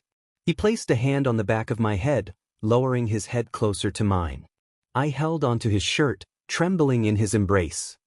He whispered for me to get dressed, assuring me that he wouldn't let me do this alone. He couldn't bear to see me like this much longer. I warned him not to make the wrong decision. He replied that the wrong decision would be anything but me. And so, we departed to our own dorms, packing small backpacks with our things. We met back up downstairs, moving through the shadows and into the school. We changed into our uniforms before leaving. I adjusted the jacket wrapping my frame as 𝚑𝚒𝚑 crouched over the side of the building, scrolling through maps on his phone. I had disabled our locations, ensuring we couldn't be tracked.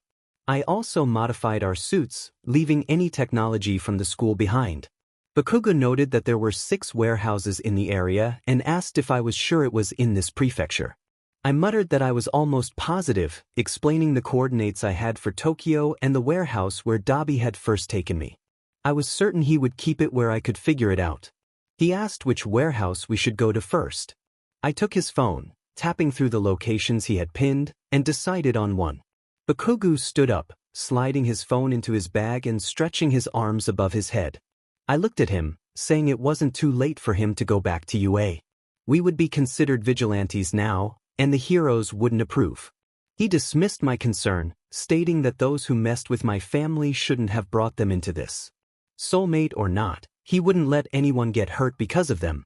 I accepted his choice, taking his hand as he offered it.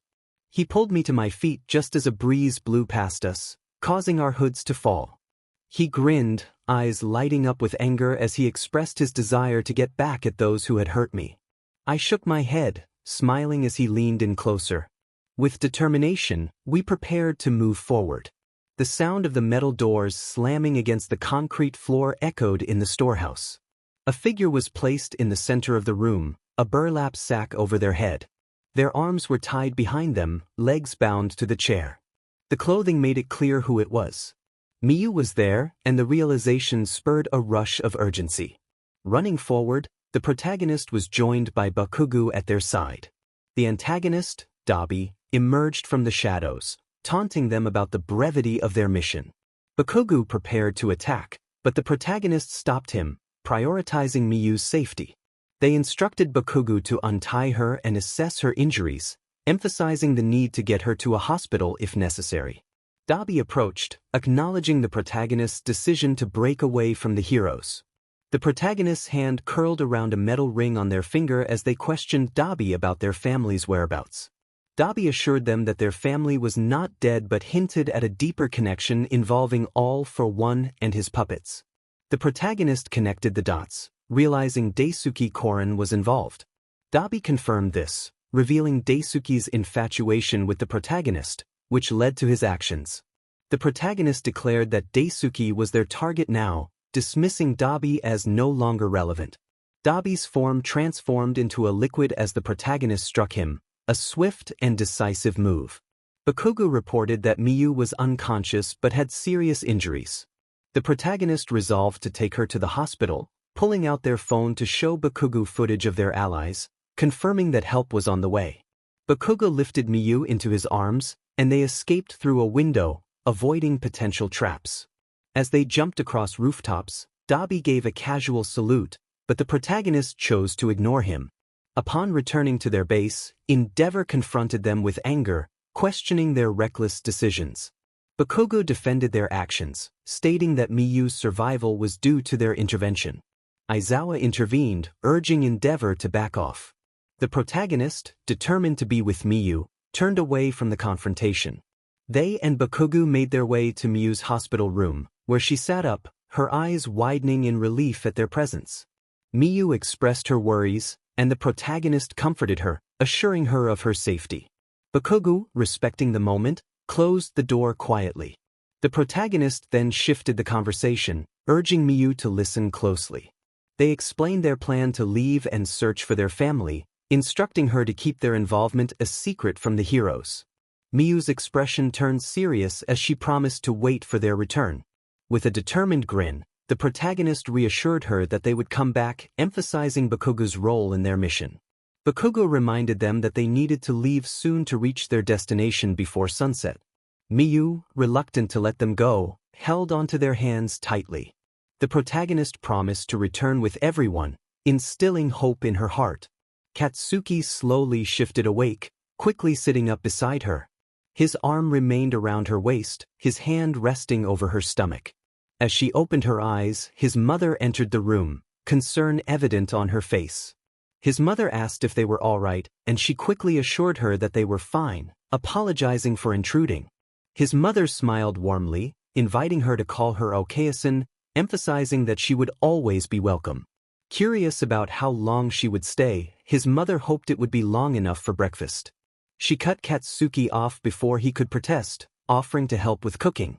His mother insisted that they could sleep in longer, but she insisted she had rested more than Katsuki. His mother smiled and agreed to have her help, playfully reminding Katsuki to be nice.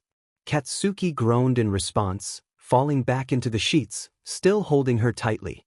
His mother chuckled, telling them to come down whenever they were ready before leaving the room. After leaving the hospital, they arrived at Katsuki's home late at night. To avoid waking his parents, they climbed through the window and collapsed into bed from exhaustion. In the middle of the night, they both changed and turned on a fan before falling back asleep. She sighed, telling Katsuki he needed to let her go so she could help his mother. He muttered that his mother could manage on her own. She flicked him on the forehead, reminding him not to speak about her that way. He grumbled in response, pushing her hand away. She teased him about being clingy, and he squeezed her hip before sitting up, looking at her intently. He softly mentioned that the first piece he had received was her lips, recalling how he had once thought they were useless. She smiled, teasing him about his lingering gaze on her lips. His face turned red, denying it vehemently. She shrugged, pretending to leave, which prompted him to kiss her. Their lips moved together, the pace quickening as he pulled her into his lap. She felt heat rise in her cheeks as they kissed, their movements becoming more urgent. His hands slid under her shirt, and she gasped at the unexpected touch. It was a new level of intimacy for her, unlike anything she had experienced before. When he pulled back, her face was flushed, and he grinned at her reaction. His hands moved from under her shirt to her thighs, and he playfully whispered that her lips looked tempting. He teased her about needing to help his mother before she became suspicious. Flustered, she scrambled off him, glaring back as she rushed out of his room. In the kitchen, she found his mother cutting vegetables and quickly tried to cool her cheeks. She offered to help, taking the knife after washing her hands. His mother remarked that she had come at the perfect time, revealing that Katsuki had been losing hope. She explained how everyone had noticed his struggles and how he had seemed down without finding his soulmate. However, after she arrived, there had been a noticeable change in him, and his mother wanted to express her gratitude. Surprised, she paused, placing the knife down. She felt unworthy of the thanks, insisting that she might only bring trouble to Katsuki. She worried that he was following her out of fear of losing her, not wanting to take him away from his family. His mother chuckled, reassuring her that Katsuki had a good heart and a sense of judgment. She believed that if he thought following her was the right choice, then it was. She expressed her trust in him, confident that both of them would return safely. With a gentle touch, his mother placed her hands on her cheeks, softening her expression. She conveyed her understanding, acknowledging that while she might not know everything, she believed that if the roles were reversed, Katsuki would do the same for her. He acted like he didn't care, but if anything happened to Masaru or me, Katsuki would do everything in his power to come for us. He was doing that for his family, and I understood. I would never try to stop him from being a hero. Tears brimmed at the corners of my eyes as I fought to hold them back. This was exactly what I had been craving, something I hadn't even realized until now, something I had tried so hard to forget in the moment. He wasn't mine, but he would treat me as if I were. He would be rooting for me and Katsuki. She leaned forward, gently pressing her lips to my forehead. That was when I broke. A sob escaped my lips, and the tears that had formed in my eyes fell down my cheeks. She pulled me closer, allowing my head to rest on her chest as she held me. I missed my mom. There is a balance in the world. Although nothing has been definitively proven, many philosophies about balance exist, the most popular being known as yin and yang. This concept of dualism describes how seemingly opposite or contrary forces may actually be complementary, interconnected, and interdependent in the natural world. In Chinese cosmology, yin and yang have shaped objects into human lives. Yin, or the dark side, is associated with everything hard, negative, cold, and wet. Yang, or the light side, is associated with things that are soft, positive, warm, and dry. In simpler terms, yin and yang illustrate that the universe is governed by a cosmic duality, sets of two opposing and complementing principles or cosmic energies observable in nature. Yin represents order, while yang embodies chaos. Numerous articles discuss alternate realities or a multiverse. Many great scientists and researchers have presented their opinions on the matter, citing evidence dating back 13.7 billion years, even before the Earth was formed, according to the Big Bang Theory. They have debated on live television about the concept of a parallel universe. Imagine bubbles, fragile orbs of soap that float in the air and vanish with the lightest touch. Each bubble represents a world.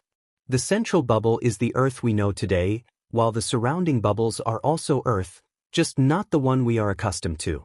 These bubbles float around, never touching, unaware of each other. Inflation is a theory describing the exponential expansion of space in the early universe. This epoch lasted from 10 to the power of -36 seconds after the Big Bang. After the inflationary period, the universe continued to expand, but at a slower rate. Applying this theory of inflation to the bubbles, envision a small straw entering one bubble. Occasionally, someone gives a gentle puff into the straw, causing the bubble to grow just a fraction of a millimeter. Over billions of years, the bubble expands. As it grows, so do the other bubbles, since they are also expanding. Eventually, they touch, forming a fault line where they begin to merge, creating a small space where the two bubbles start to connect. All eyes were on the speaker, who paced at the front of the room, surrounded by hundreds of heroes, including classmates. After hours of contemplation on a building rooftop, a devastating conclusion had been reached. The speaker stopped pacing and faced the audience, explaining that the two bubbles represented their respective Earths. Instead of merging slowly due to inflation, the process accelerated because of a quirk that emerged simultaneously in both worlds. This quirk, named matter, was misidentified. It did not allow the user to control atoms to alter objects. It delved deeper into cosmology, enabling travel between worlds. Recently, the portal connecting their worlds had been sealed. Initially, suspicions pointed to the League of Villains. While partially correct, they lacked complete understanding. This quirk was the key to interworld travel. If it developed further, it could potentially open more portals to additional dimensions. The quirk did not manipulate objects, it replaced them. The user could hold an apple and, if desired, replace it with a katana or a gun. The inhabitants of this world had labeled it as matter change, but that was incorrect. The apple remained an apple, and the katana or gun retained their forms. The connection lay in their origins from two different dimensions. The apple was swapped for the katana in this world, while in the other, the katana was replaced with the apple. The matter was not changing. It was moving interdimensionally. This is where the balance of their world becomes crucial. If this quirk fell into the wrong hands, the world as they knew it could be destroyed in an instant. Everything they had ever known could cease to exist. The equivalent exchange between worlds taking and replacing was what kept their worlds from merging completely. If this balance broke, with only taking occurring, disaster could follow. The affected world could face destruction within minutes, leading to the loss of billions of lives. For those unaware, 𝚑𝚒 sought this quirk. If he succeeded, the entire world, the galaxy, and everything within it would perish. He aimed to create a world under his rule, and with the power to destroy an entire universe, everyone would be compelled to submit to him. The speaker introduced themselves as 𝚑𝚒𝚎𝚎, the current user of this quirk. They were a dual quirk user, possessing the ability to deactivate any quirk with their blood. Extensive tests had been conducted with the help of the #1 hero and the most notorious villains in history. If their blood were ingested by a quirk user, that user would become permanently quirkless. This act equated to stripping away basic human rights, as a quirk was an integral part of a person. However, when used to threaten an entire universe filled with innocent, quirkless individuals, exceptions could be made. 𝚑𝚒 was not acting on his own. He was confined in a maximum security unit in Tartarus, cut off from the outside world. Instead, he was manipulating a puppet named 𝚑𝚒𝚎𝚎𝚎, a 17-year-old with blonde hair and red eyes. He came to her in her own world, claiming to be her soulmate. He used this to try and get closer to her, but he failed. The League of Villains and 𝚑𝚒𝚎𝚎𝚎 were in pursuit of her, their target being her quirk. They sought to create a world of destruction, and she would not allow it to happen. 𝚑𝚒𝚎𝚎𝚎 was the only person they needed to focus on. Anyone else was merely a pawn in this game of chess. Her goal was to prevent their worlds from merging and to keep everyone alive and safe. To achieve this, she needed help to bring down 𝚑𝚒𝚎𝚎𝚎. It wouldn't be easy, and there would be moments when they wished they were dead. But if they didn't want their world to be destroyed, she suggested they set their fears aside for now. To the civilians watching the live broadcast, she urged them to listen to what the heroes were telling them. Ignoring this advice would put their lives at risk, endangering both themselves and their families. This was also a message for the League of Villains and 𝚑𝚒𝚎𝚎. If they believed they could stop her, she welcomed the challenge. She was waiting for them to make their move, but they should know that once they did, they wouldn't be returning home. She was Negate, and she was determined to save both worlds. They had her word. The light above the camera turned off. She placed her hands in her pockets and walked from the front of the room, with Bakugo falling into step beside her. Aizawa and All Might followed closely behind. Soon after, her classmates lined up in pairs, trailing behind Bakugo and her. The doors to the meeting room opened, and they were met with a rush of reporters. Aizawa and All Might stepped forward, clearing a path for them. Her face remained on the screens lining the sides of buildings as they walked. Bakugo kept his gaze forward but focused his attention on her. He quietly asked if she was sure she could do this, expressing his trust in her and urging her not to make him regret it. She took her hands from her pockets and assured him that she was making no mistakes. She knew exactly what she was doing, and besides, none of them had seen anything yet. Bakugo questioned what she meant, breaking his gaze to look at her. She raised her left arm into the air, her hand curled into a fist. Bakugo grinned, mirroring her movements, and soon the line of heroes following her copied her actions. It was a symbol. She wasn't backing down from this, and she wanted the whole world to know. With a grin, she declared that she was just getting started. Chapter 35. Miyu stood in the middle of the room, her hands folded in front of her. She gazed at YN with concern, her hair falling over her shoulder as she pushed it behind her ear. YN turned away, facing the closet, and Miyu spoke softly, noting the scars that marred YN's back. YN responded that she had to change. She couldn't remain the same person to face the challenges ahead. Miyu's voice trembled as she expressed her sadness over YN's transformation, recalling the innocent sister who once cried over scraped knees and loved to tag along with her siblings. YN felt the weight of Miyu's pain and explained that she had realized she would do anything to create more memories with her family. She had sheltered herself for too long, but now she was ready to confront the harsh realities of the world. YN reassured Miyu that she was still her little sister, just someone who had gained a taste of the real world. She had to train with Izuku, and Miyu was welcome to watch. In the training gym, Deku stumbled back, raising his arms to block YN's kick. Blood smeared across his cheeks, but he was too focused on avoiding her attacks to wipe it away. YN had trained hard with her friends, learning from their powerful quirks, and it showed in her combat skills. She ducked under Deku's arm and delivered a swift kick, catching him off guard. He stumbled back, but quickly regained his balance with a back handspring, using the moment to wipe the blood from his face. YN dashed forward, blocking his hits and catching him by the ankle. With a quick motion, she knocked him to the mat, raising her hand in victory. After the match, All Might entered the gym, asking if YN and Izuku had experienced any more visions. YN shared a vision of urgency, recalling a scene where Mila, determined and fierce, insisted on saving lives, even at the cost of her own safety. Mila's resolve was evident as she faced All for One, declaring that she would not allow him to take her quirk. A powerful gust of wind erupted around her, and as she stepped back, a portal formed behind her. Blood trickled from her lips, but she pressed on, determined to confront the danger ahead. With a final look at the world around her, Mila disappeared into the portal, leaving behind a trail of her determination and sacrifice. She navigated through the halls, following the signs that guided her. An array of children lay before her, and her chest heaved with uneven breaths. It was a miracle that she could even walk inside. Approaching a cradle, she looked down at the child who gazed up at her with bright, curious eyes. A gentle smile spread across her face as the child reached out a tiny hand. She allowed it to grasp her finger, the wonder in its eyes growing. She whispered softly, feeling her voice tremble, that the child would grow up big and strong. The child wrapped its tiny fingers around her, innocently bringing her finger to its mouth. Her eyelids grew heavy. She felt herself slipping away, murmuring that she would leave the rest for the child. Suddenly, her legs gave out beneath her, and she collapsed onto the floor. A passing nurse rushed in, shouting commands for help. Blood pooled beneath her, staining the pristine tiles.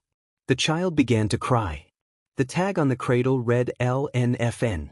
Mila had been afraid of her quirk because she didn't understand how it worked, the narrator explained, glancing at All Might. She hadn't comprehended her ability to create and destroy, give and take, and it ultimately cost her life. All Might nodded, a hint of sadness in his expression as he covered his face with his hands. He remarked that the bond between YN and Mila was more than friendship, they were soulmates. The narrator continued, feeling a deeper understanding of Kiriko and Mila than before. Kiriko had said the quirk chose her, a statement that had seemed nonsensical at the time, but now felt profoundly true. The quirk had come to her because she was the only one capable of comprehending its full potential. Deku expressed concern, placing a hand on YN's arm. All Might leaned forward, worry etched on his face as he placed a hand on her knee. YN opened her eyes, tears spilling down her cheeks as she tilted her head back, a bitter laugh escaping her lips. She declared that the quirk was the most powerful weapon in the universe, filled with fear that it could be stolen and misused. Deku questioned her, seeking clarity. YN explained that if the quirk fell into the wrong hands, no one would be able to stop its wielder. Each time it had been transferred, it had evolved and changed. All Might cautioned her against such thoughts, but YN was resolute. She refused to let that happen and vowed to prevent it from ever occurring again. She stated that if she were to die, the quirk would go with her. In the next scene, Miyu sat beside YN, nestled into her side with her arms around her waist, while Bakugo sat on the floor in front of them, her legs draped over his shoulders. The common room was filled with others, all focused on the movie playing on the large television. YN gently stroked Bakugo's hair as they watched. He leaned back, prompting her to look down at him.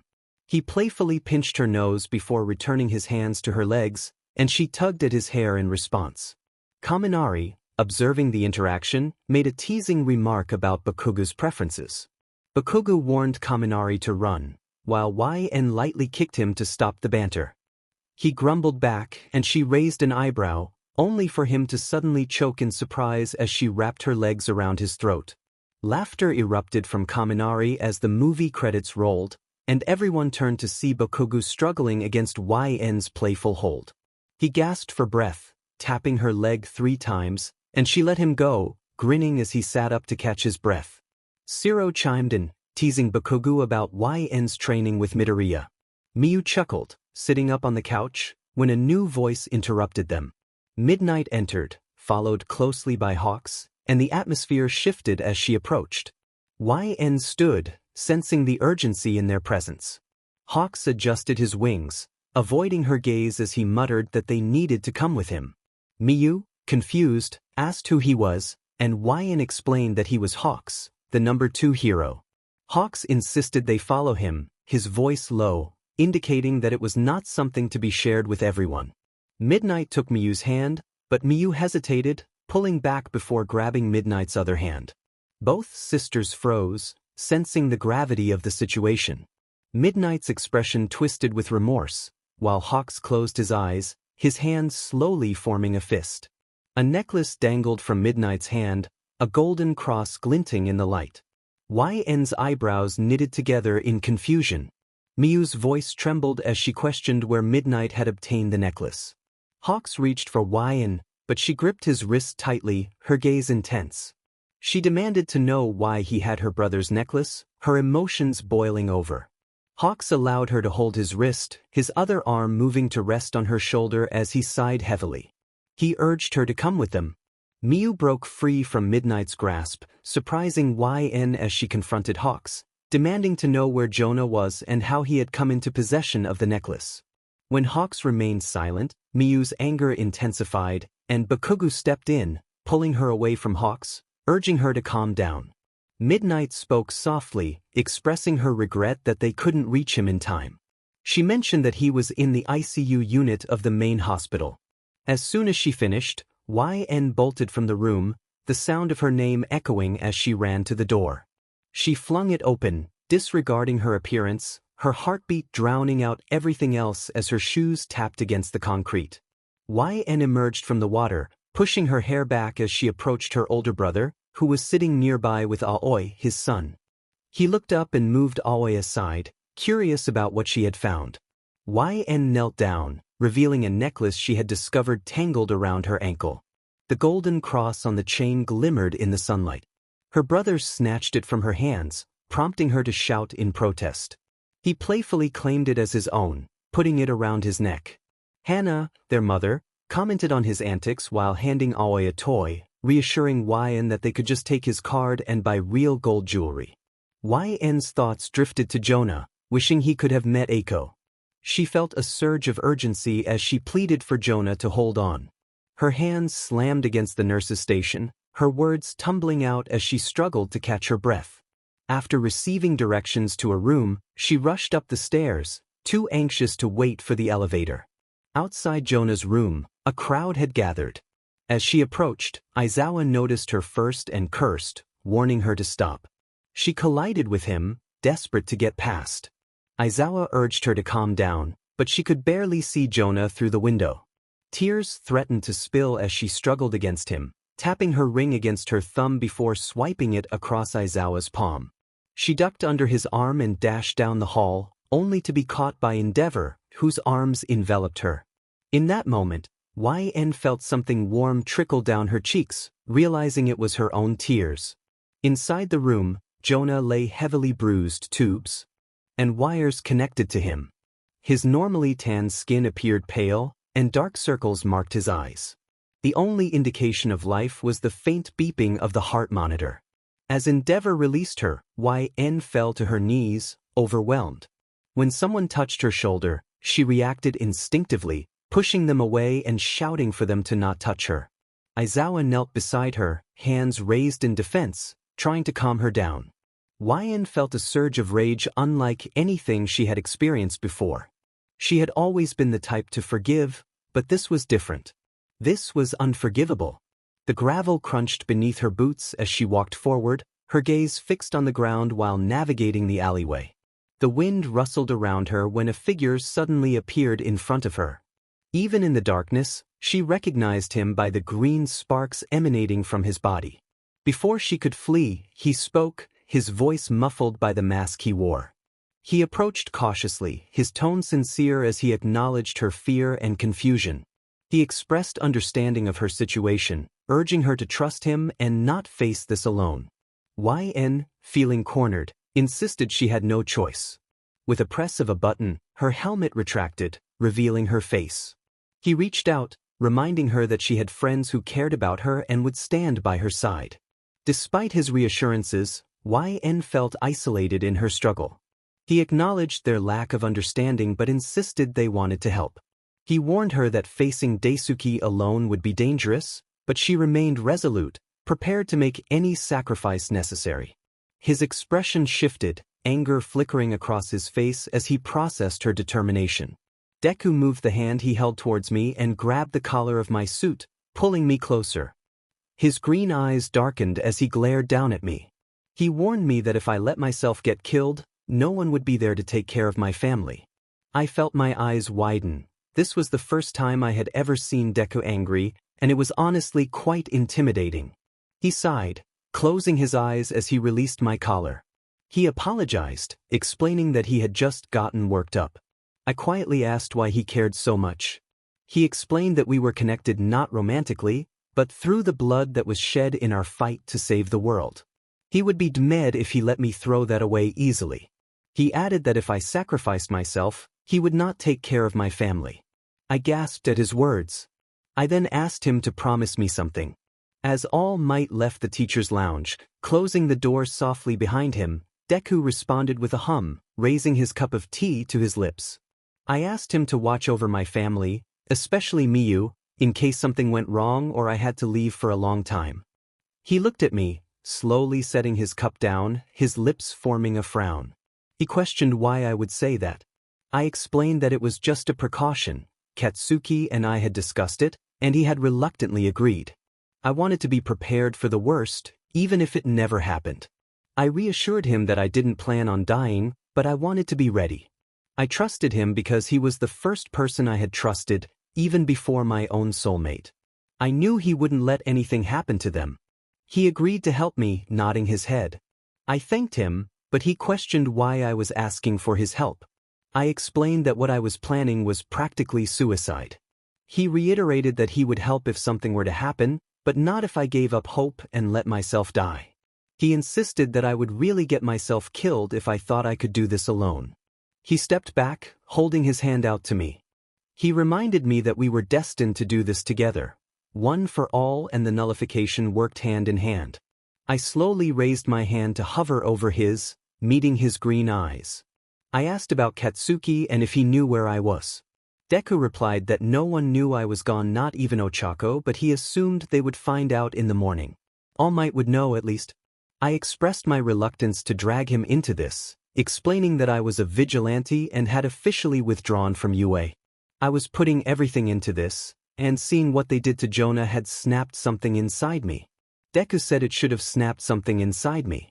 He wanted me to get angry and use that anger to bring down Daisuke. He had seen terrible things happen to innocent children, and while I understood that, he was still trying to prevent it from happening. I insisted that it was none of his business what happened with my family and me. He argued that they had threatened my friends and their families. Even if we weren't friends, he would still jump in to help. He wanted to be the #1 hero, and if he couldn't save his friend, then who was he to consider that? I reminded him that he would be away from Ochako and questioned how long that would be. He expressed his love for her and his desire to have a future with her, but he couldn't do that if there wasn't a world to build a future in. He knew Katsuki and I felt the same way, so he wanted to help me. I placed my gloved hand in his. He insisted that I would come with him no matter what I said. He urged me to do it for everyone else, my sister, brothers, parents, and even Katsuki. He reminded me that I wanted to save my family, but what would be the point if I wasn't there to stay with them? He acknowledged my fear and reassured me that it was understandable. He asked me to stay strong, even if it meant sealing everything else off. He made me promise that when all of this was over, if I didn't die, he would beat me for even thinking about it. Deku dove forward, catching me as I fell back. The pipe in my hand clattered to the ground, the sound mixing with my panting. He eased me onto the ground, lowering to a knee as he held me up. He frowned as I raised a shaky hand to push my hair from my face. I insisted that I could do it one more time, but he shook his head and told me I was at my limit. The test was over. My limit for going back and forth was 6 times. The larger the object, the more energy it took. He insisted that I needed to rest and handed me some water. To fully extend myself in battle, I had to understand my limits. I had previously established that I could only lose 2 pints of blood and still function, receiving transfusions without my quirk wearing down. Losing 4 pints would leave me sluggish and delayed, causing my quirk to weaken from the excess blood in my system. Along with that quirk, I could interchange objects between 2 connected worlds, but it required a lot of energy. The larger the object I wanted to switch, the more energy it consumed. The largest object I had managed to change out so far was a 60 centimeters steel katana weighing 1,400 grams. To switch objects, they had to match in mass, weight, and length, while the width and shape didn't matter as long as the other factors matched. To wield this ability, I had to know everything about the object I was holding and the one I wanted to change it with. Thankfully, during my time with Power Loader, I had searched through numerous engineering books and memorized the mass, weights, and lengths of various objects. The pipe I had been holding weighed 1.1 kilograms, was 100 centimeters long, and had been swapped with a long sword of the same measurements. I was able to perform this 6 times with full energy without using my other quirk. I assumed that using my other quirk would reduce that number, as would using normal attacks. I wasn't superhuman, my body had limits, and I had to consider that. Deku praised my efforts as I moved the bottle away from my lips, stating that we didn't have any more time to train and needed to get moving. Once we reached a safer location, we would contact others to gather information on Daisuke's movements. I agreed and took the hand he extended to me. Deku adjusted his hood and metal mask, waiting for me to catch up. My hero uniform, designed and built by me, was black with gray accents and featured carbon fiber plating on my chest, forearms, biceps, shoulders, thighs, and calves. My steel-toed shoes were heavy, and it took time to get used to them. I had dragged my feet when I first got them, but now I could move freely. A special communicator was integrated into my helmet, allowing me to connect with anyone who had the compatible connector. The only people I knew who had it were Deku, Uraraka, Bakugo, and Mina. Deku was faster than I was, but thanks to the terrain of buildings, I could keep up with my agility. He scouted ahead, bouncing from place to place before pausing. Crouching on the ledge of a building, he signaled for me to join him. I dropped beside him and followed his lead. He signed for me to look below. I glanced down at the road and felt my eyes widen. The scanner in my helmet zoomed in on the face of a man entering a solid black car. His name appeared in the corner, along with the other scanned faces. We waited until the car pulled away before discussing what we had seen. Deku recalled having seen the man before and asked if I could get a reading. I confirmed that the man was Ishibashi Shichiro, age 48, height 175 centimeters, the current CEO of Tonho Industries. He was the son of the CEO involved in Kiriko's accident, the one who had covered it up. The men accompanying him were just security guards. Deku inquired about their direction, and I informed him they were headed southwest, approximately 9.6 kilometers away to Itochu, a clothing company. He suggested we move, but I urged him to go ahead of me. I planned to infiltrate their systems and take down the security once I saw him. He nodded and dropped from the building. As soon as he did, I retrieved my bag from my back. I opened my laptop and got to work. When I accessed their security cameras and switched through the channels, my heart stopped. 3 figures were tied to chairs, their arms bound behind them and legs secured to the chairs. Their shoes were missing, and I could see glass scattered on the ground. I contacted Deku through my helmet, and after some static he responded. I informed him it was the place and that I was contacting All Might to send everyone there. He asked if I could see my family, and I confirmed that I could. My expression hardened as I watched the door open. A figure entered the room, his laughter filling the air.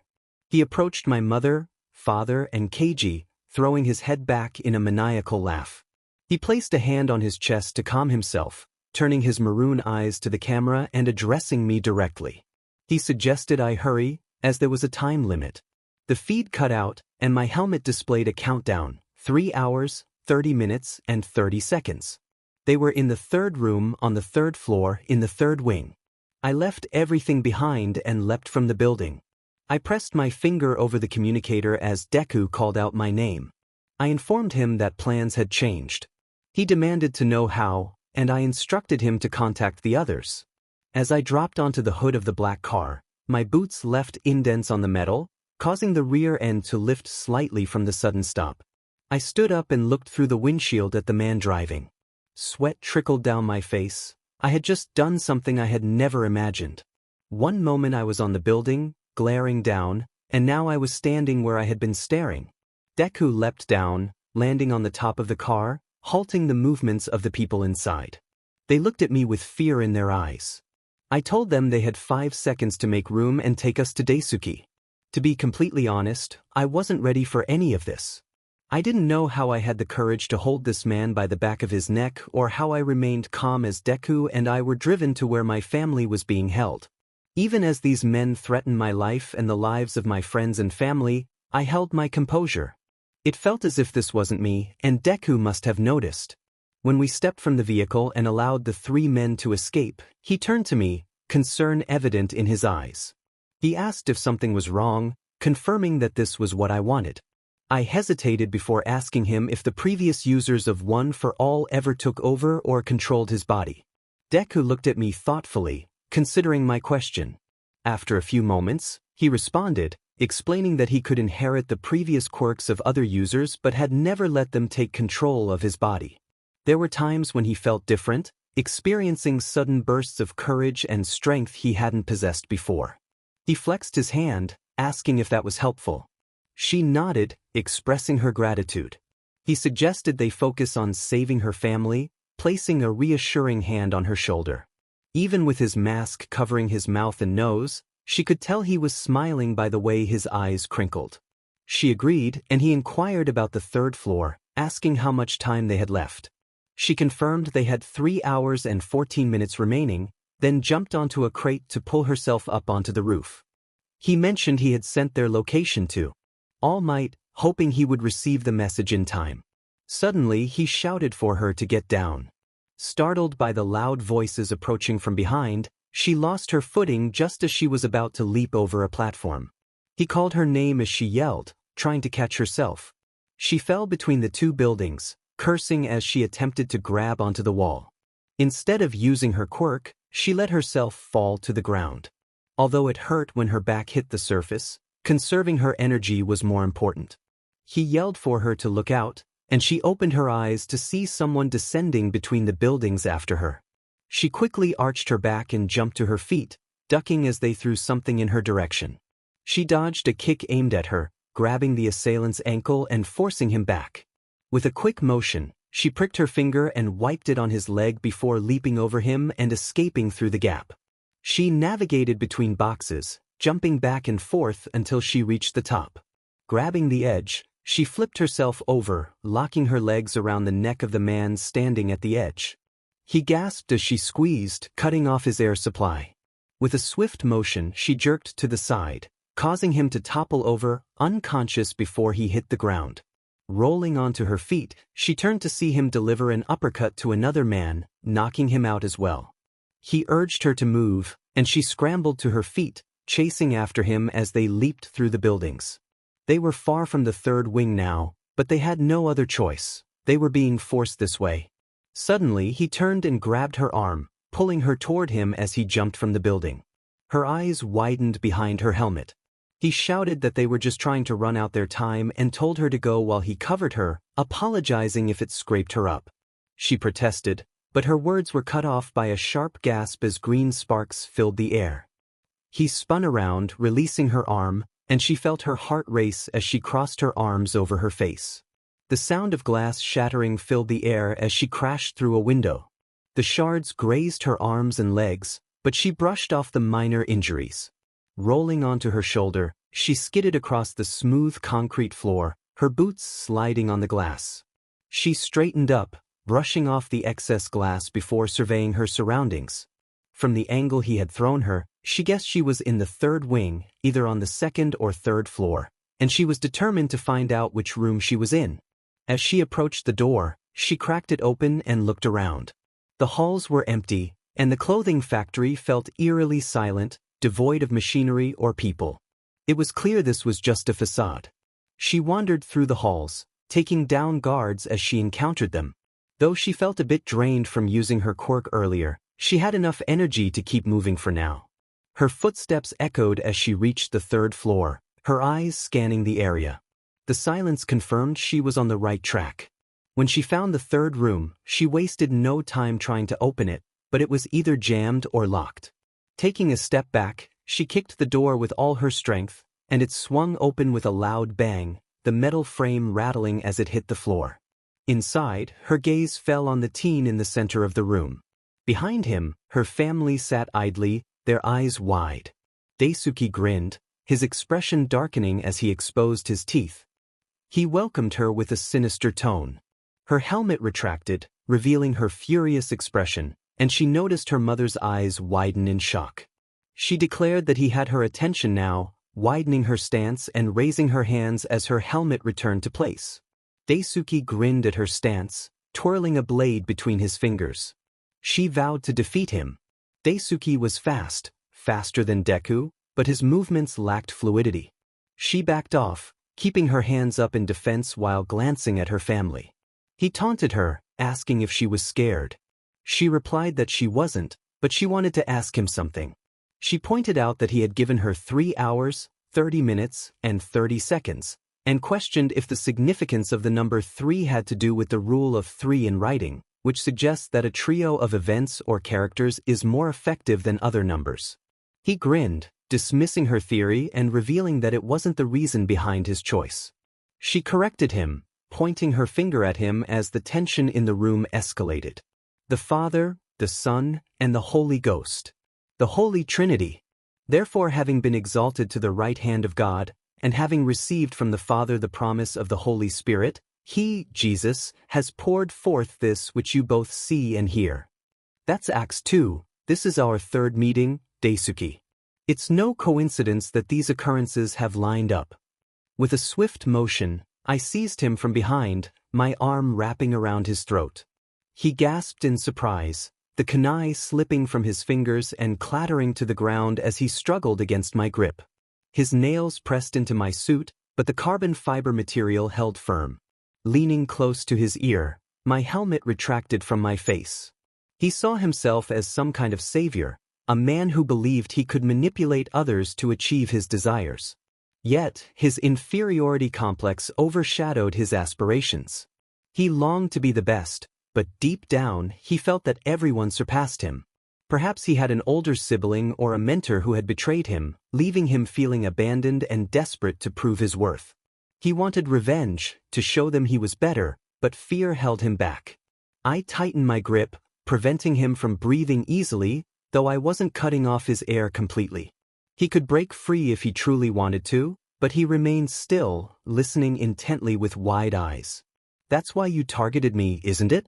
You saw an opportunity right in front of you. All you had to do was say yes. But you hesitated, too afraid to act after you approached me on the street. You thought you could go after my family instead, to control me through them. A bitter laugh escaped my lips as I observed his trembling form. Look at you, 𝚑𝚗𝚒. You're shaking. You're afraid because deep down, you know I'm right. It's quite pathetic, really.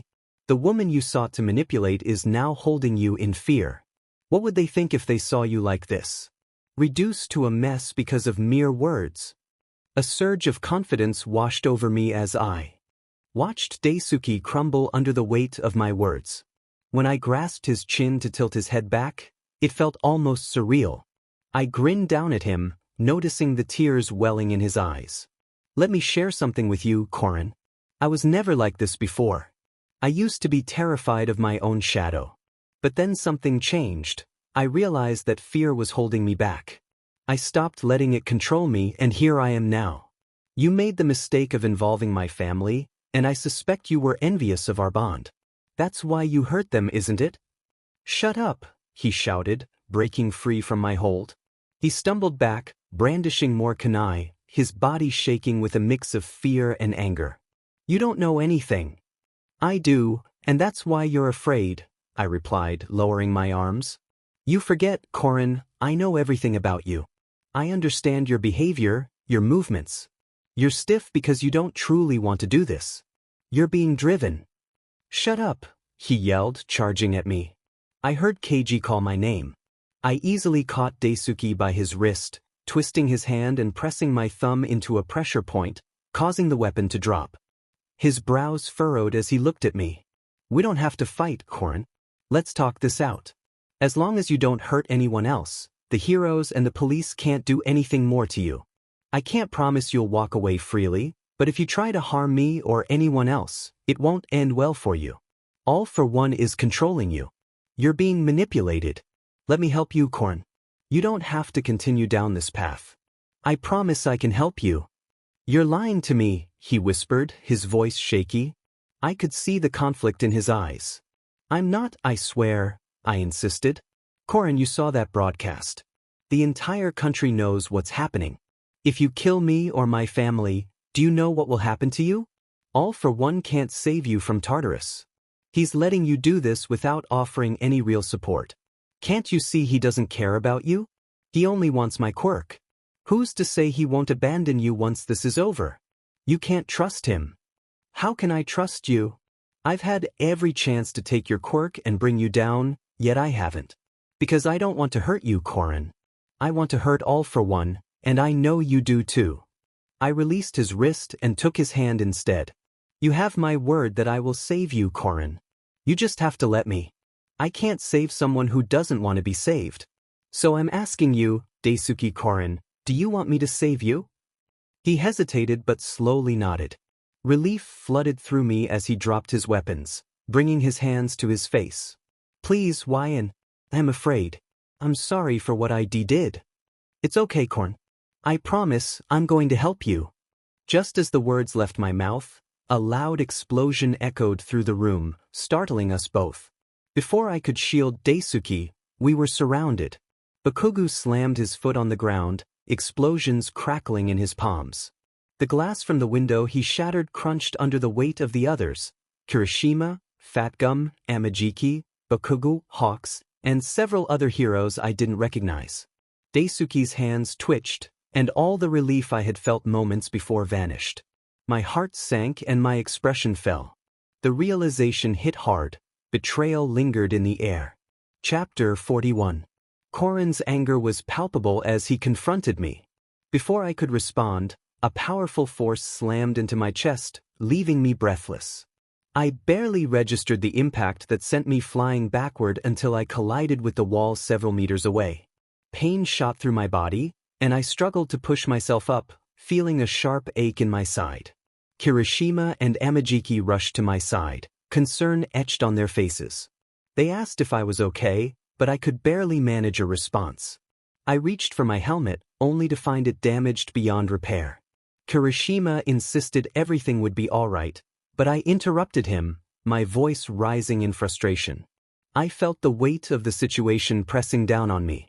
I had been so close to stopping Daisuke, and now he was free to wreak havoc. Ignoring the pain, I pushed past them, focusing on Daisuke, who was reeling from an attack by hawks. I called out to 𝚑𝚑𝚖𝚎, hoping to get his attention. As he turned to me, our bodies collided, and we both tumbled out of the window.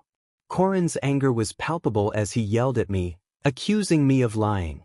I pleaded with him to listen, desperate for him to understand that I had no idea they were coming. For a brief moment, I thought he might hear me, but his expression hardened. He seized me by the collar and threw me aside, sending me tumbling onto the roof of a lower building. I struggled to rise, coughing as I looked up, dread flooding my senses. In the darkness, Deku harnessed his quirk, shadow manipulation, using the shadows around him to create tendrils that held him aloft. Keiji and my parents were with him, and chaos erupted around us.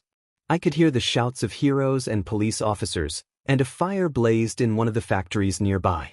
As Bakugo launched himself into the air, I squinted against the bright flash that followed. When my vision cleared, I was met with a horrifying sight. Desuki's expression was fierce, while Bakugo appeared shocked, blood trickling from his lips. Kirishima called out to him, and Deku leaped to catch him as Hawk's sword passed, barking orders. Screams filled the air, and I felt a surge of heat rising within me. I didn't even realize I had descended from the building until I found myself kneeling beside Bakugo. I touched his side, trembling at the warmth of blood on my palm. His breathing was labored, and I felt a surge of panic.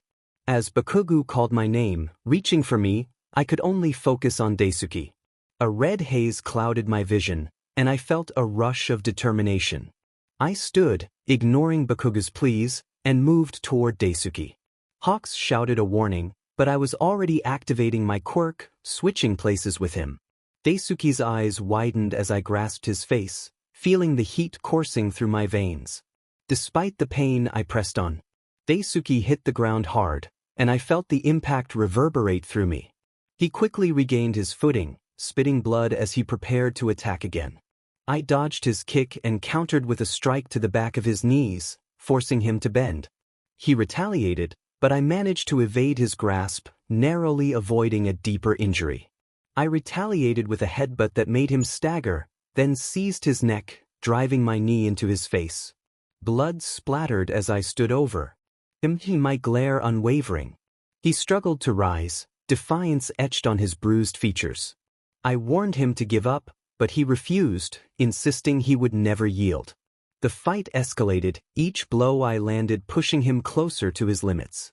I could see the strain on his face, and I pressed my advantage, despite my own fatigue and injuries. I was losing strength, my body protesting with every movement. Yet, I tightened my grip around Desuki's throat, feeling the warmth trickle from my own mouth. The fabric of my hero outfit tore, and I felt a sharp sting, but I refused to back down. The pain was searing hot, and Deku dared to flick his gaze down. His arm was covered with shadows, hardened to a point, obscuring his fist. His eyes threatened to roll back, and it hurt to try to keep them focused. Blood splattered around Desuki's arm, hitting the ground with a heavy thud. The shadows dispersed the moment the blood touched his skin. He quietly expressed his remorse, unable to tolerate dishonesty. Desuki's eyes widened as a grin appeared on YN's face, despite the pain. Her eyes were half-lidded, and blood dripped from her opposite palm. She grabbed his face, digging her fingers into his cheeks to force his mouth open. With her other hand she formed a fist, and as her blood dribbled into his mouth, his eyes widened in shock. She forced his jaw shut, compelling him to swallow.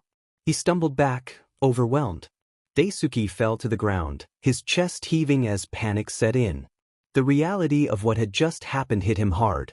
He looked up, trembling hands betraying his fear. Footsteps rushed toward them, and Keiji called out, searching for YN. She turned to glance at him over her shoulder, closing her eyes as she smiled. She reassured him that he was safe now. Her mother's voice broke through the chaos, filled with concern as she exclaimed YN's name, noticing the blood. YN grabbed her face, frowning at the gash on her arm, assuring her that Recovery Girl would heal her. She urged her to hang on. YN could no longer stand, her legs buckled beneath her, and she fell to her knees. Her father's panicked voice called her name, and Keiji screamed for help, frantically looking around. As YN felt her shoulder hit the ground, fatigue washed over her. A strange numbness settled in her stomach. YN. Was she underwater? Her father's voice sounded distant. YN. Katsuki's voice broke through the haze. She briefly saw his eyes as he dropped beside her, moving his hands from her face to her stomach. Wait for me, okay? The room was filled with an anxious silence, punctuated by the tapping of fingers and the muffled voices from outside. Calls echoed from the speakers above, summoning doctors to various rooms. Some paused, startled by the sight of the former symbol of peace pacing the floor. A small door opened, revealing a man in mint green scrubs. He addressed YN's family, and they jumped forward, eager for news. The doctor shifted his weight, asking them to take a seat. As they complied, he sat in the only available chair in the private waiting room, glancing around at the concerned faces of her family and friends. He explained the severity of YN's condition, detailing the extensive internal damage. Her appendix had ruptured, causing a widespread infection. Her liver was affected, and her lungs were compromised due to broken ribs.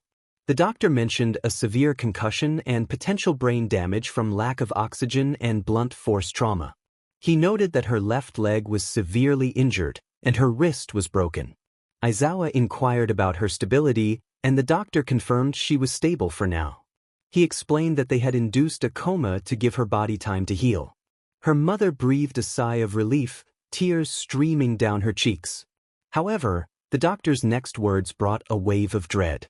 He revealed the extent of the damage to her nervous system, expressing concern that YN might not fully recover.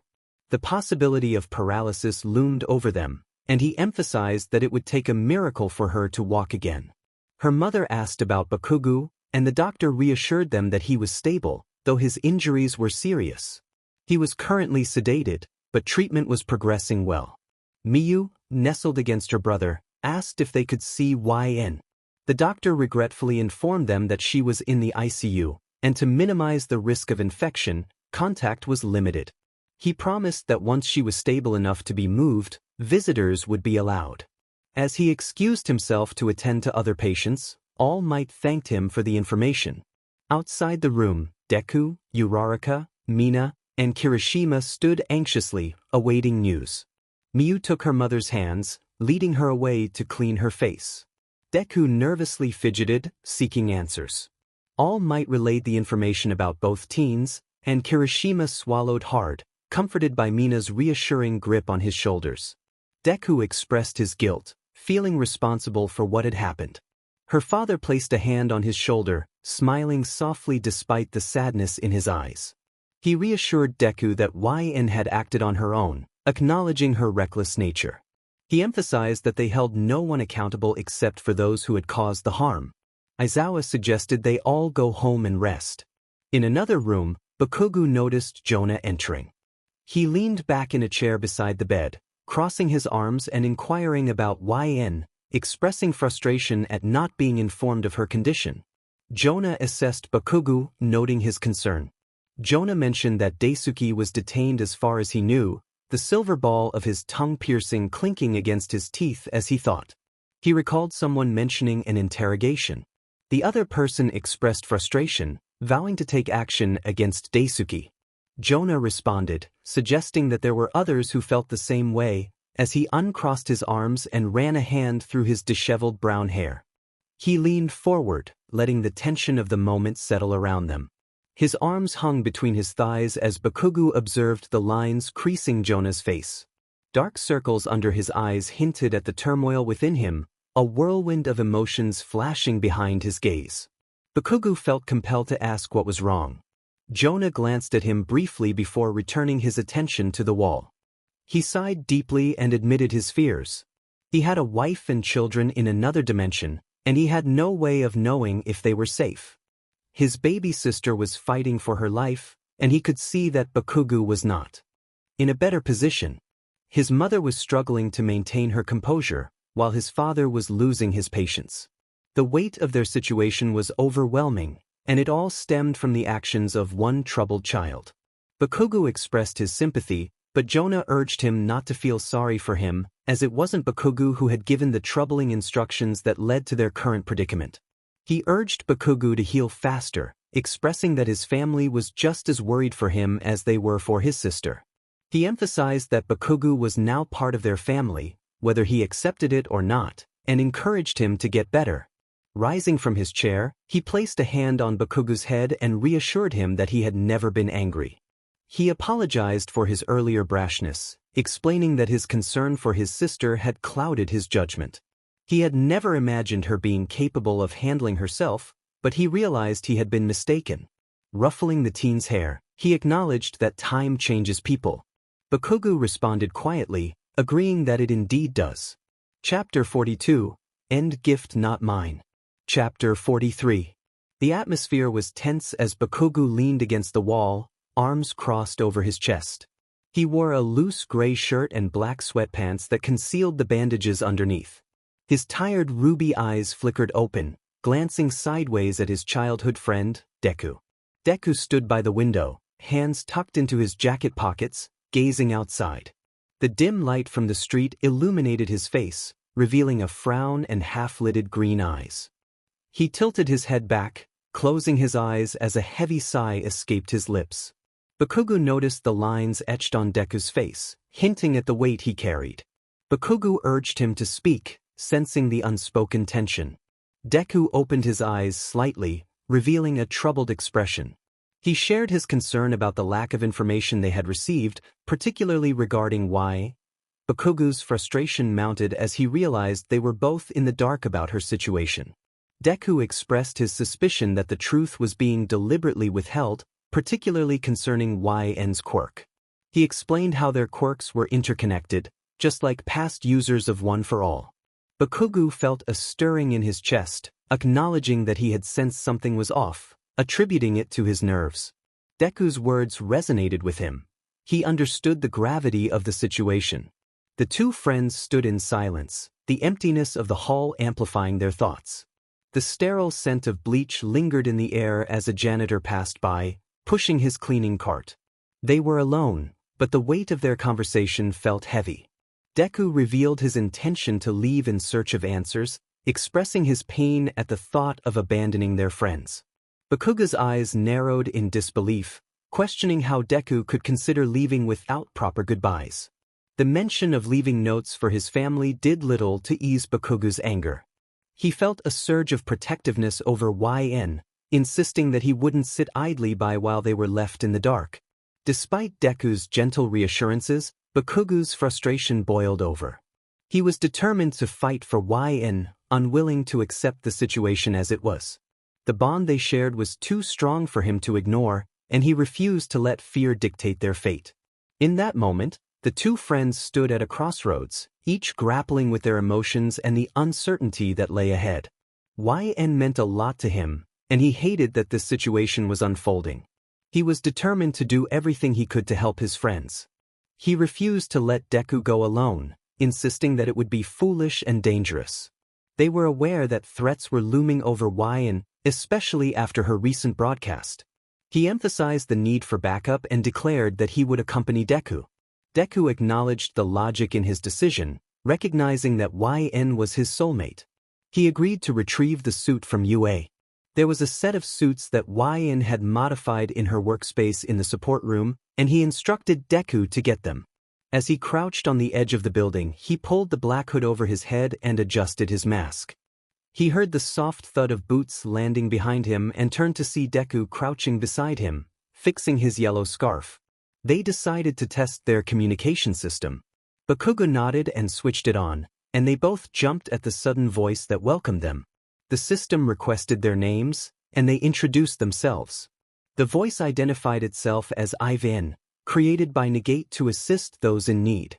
Deku asked about Daisuke Korin, and IVN informed them that he was currently restrained at the Mizudafu Police Department, scheduled for transport to Tartarus the following morning. When asked about Korin's quirk, IVN revealed that he had been rendered quirkless, unable to demonstrate any abilities before the Hero Committee. Deku realized that YN's quirk had indeed worked on him. Ɓkugu inquired about the meaning of IVN, learning that it stood for Interactive Voice Answering Network, designed specifically for their vigilante suits. YN had programmed it to restrict access to only them. Curious, Deku asked if YN had left any messages, and Ivan confirmed there was one. When it was read aloud, it simply stated, "There is a third." Bakugo frowned, confused by the cryptic message. Deku's eyes widened in shock as realization dawned on him. YN had a third quirk. To be continued. Chapter 29, 𝚑𝚘𝚖. The atmosphere crackled with tension as she declared her resolve. She was finished with the games, done with feeling weak and victimized. The pain inflicted on her family and friends would not go unpunished. Her opponent smirked, taunting her confidence. He questioned her ability to confront him, dismissing her as a mere girl. He suggested that surrendering might be her best option, offering a chance at mercy if she begged for her life. She felt a surge of determination, vowing that they would regret underestimating her. "Are you sure you can handle this?" "I'm placing my trust in you," someone cautioned her, concern evident in their voice. She reassured them, confident that she wouldn't make a mistake. They had yet to witness her true potential. "What are you talking about?" the other person asked, confusion in their tone. With a smirk, she replied that she was only just beginning. As the battle raged on, a voice called out, filled with worry. They noticed her injuries, panic rising as they realized she was hurt. She tried to calm them, assuring them that everything would be all right if they just held on. "Help! Somebody!" the voice cried out, desperation echoing in the air. "YN!" the worried voice called again, seeking reassurance. Chapter 33 𝚑𝚘𝚖𝚎.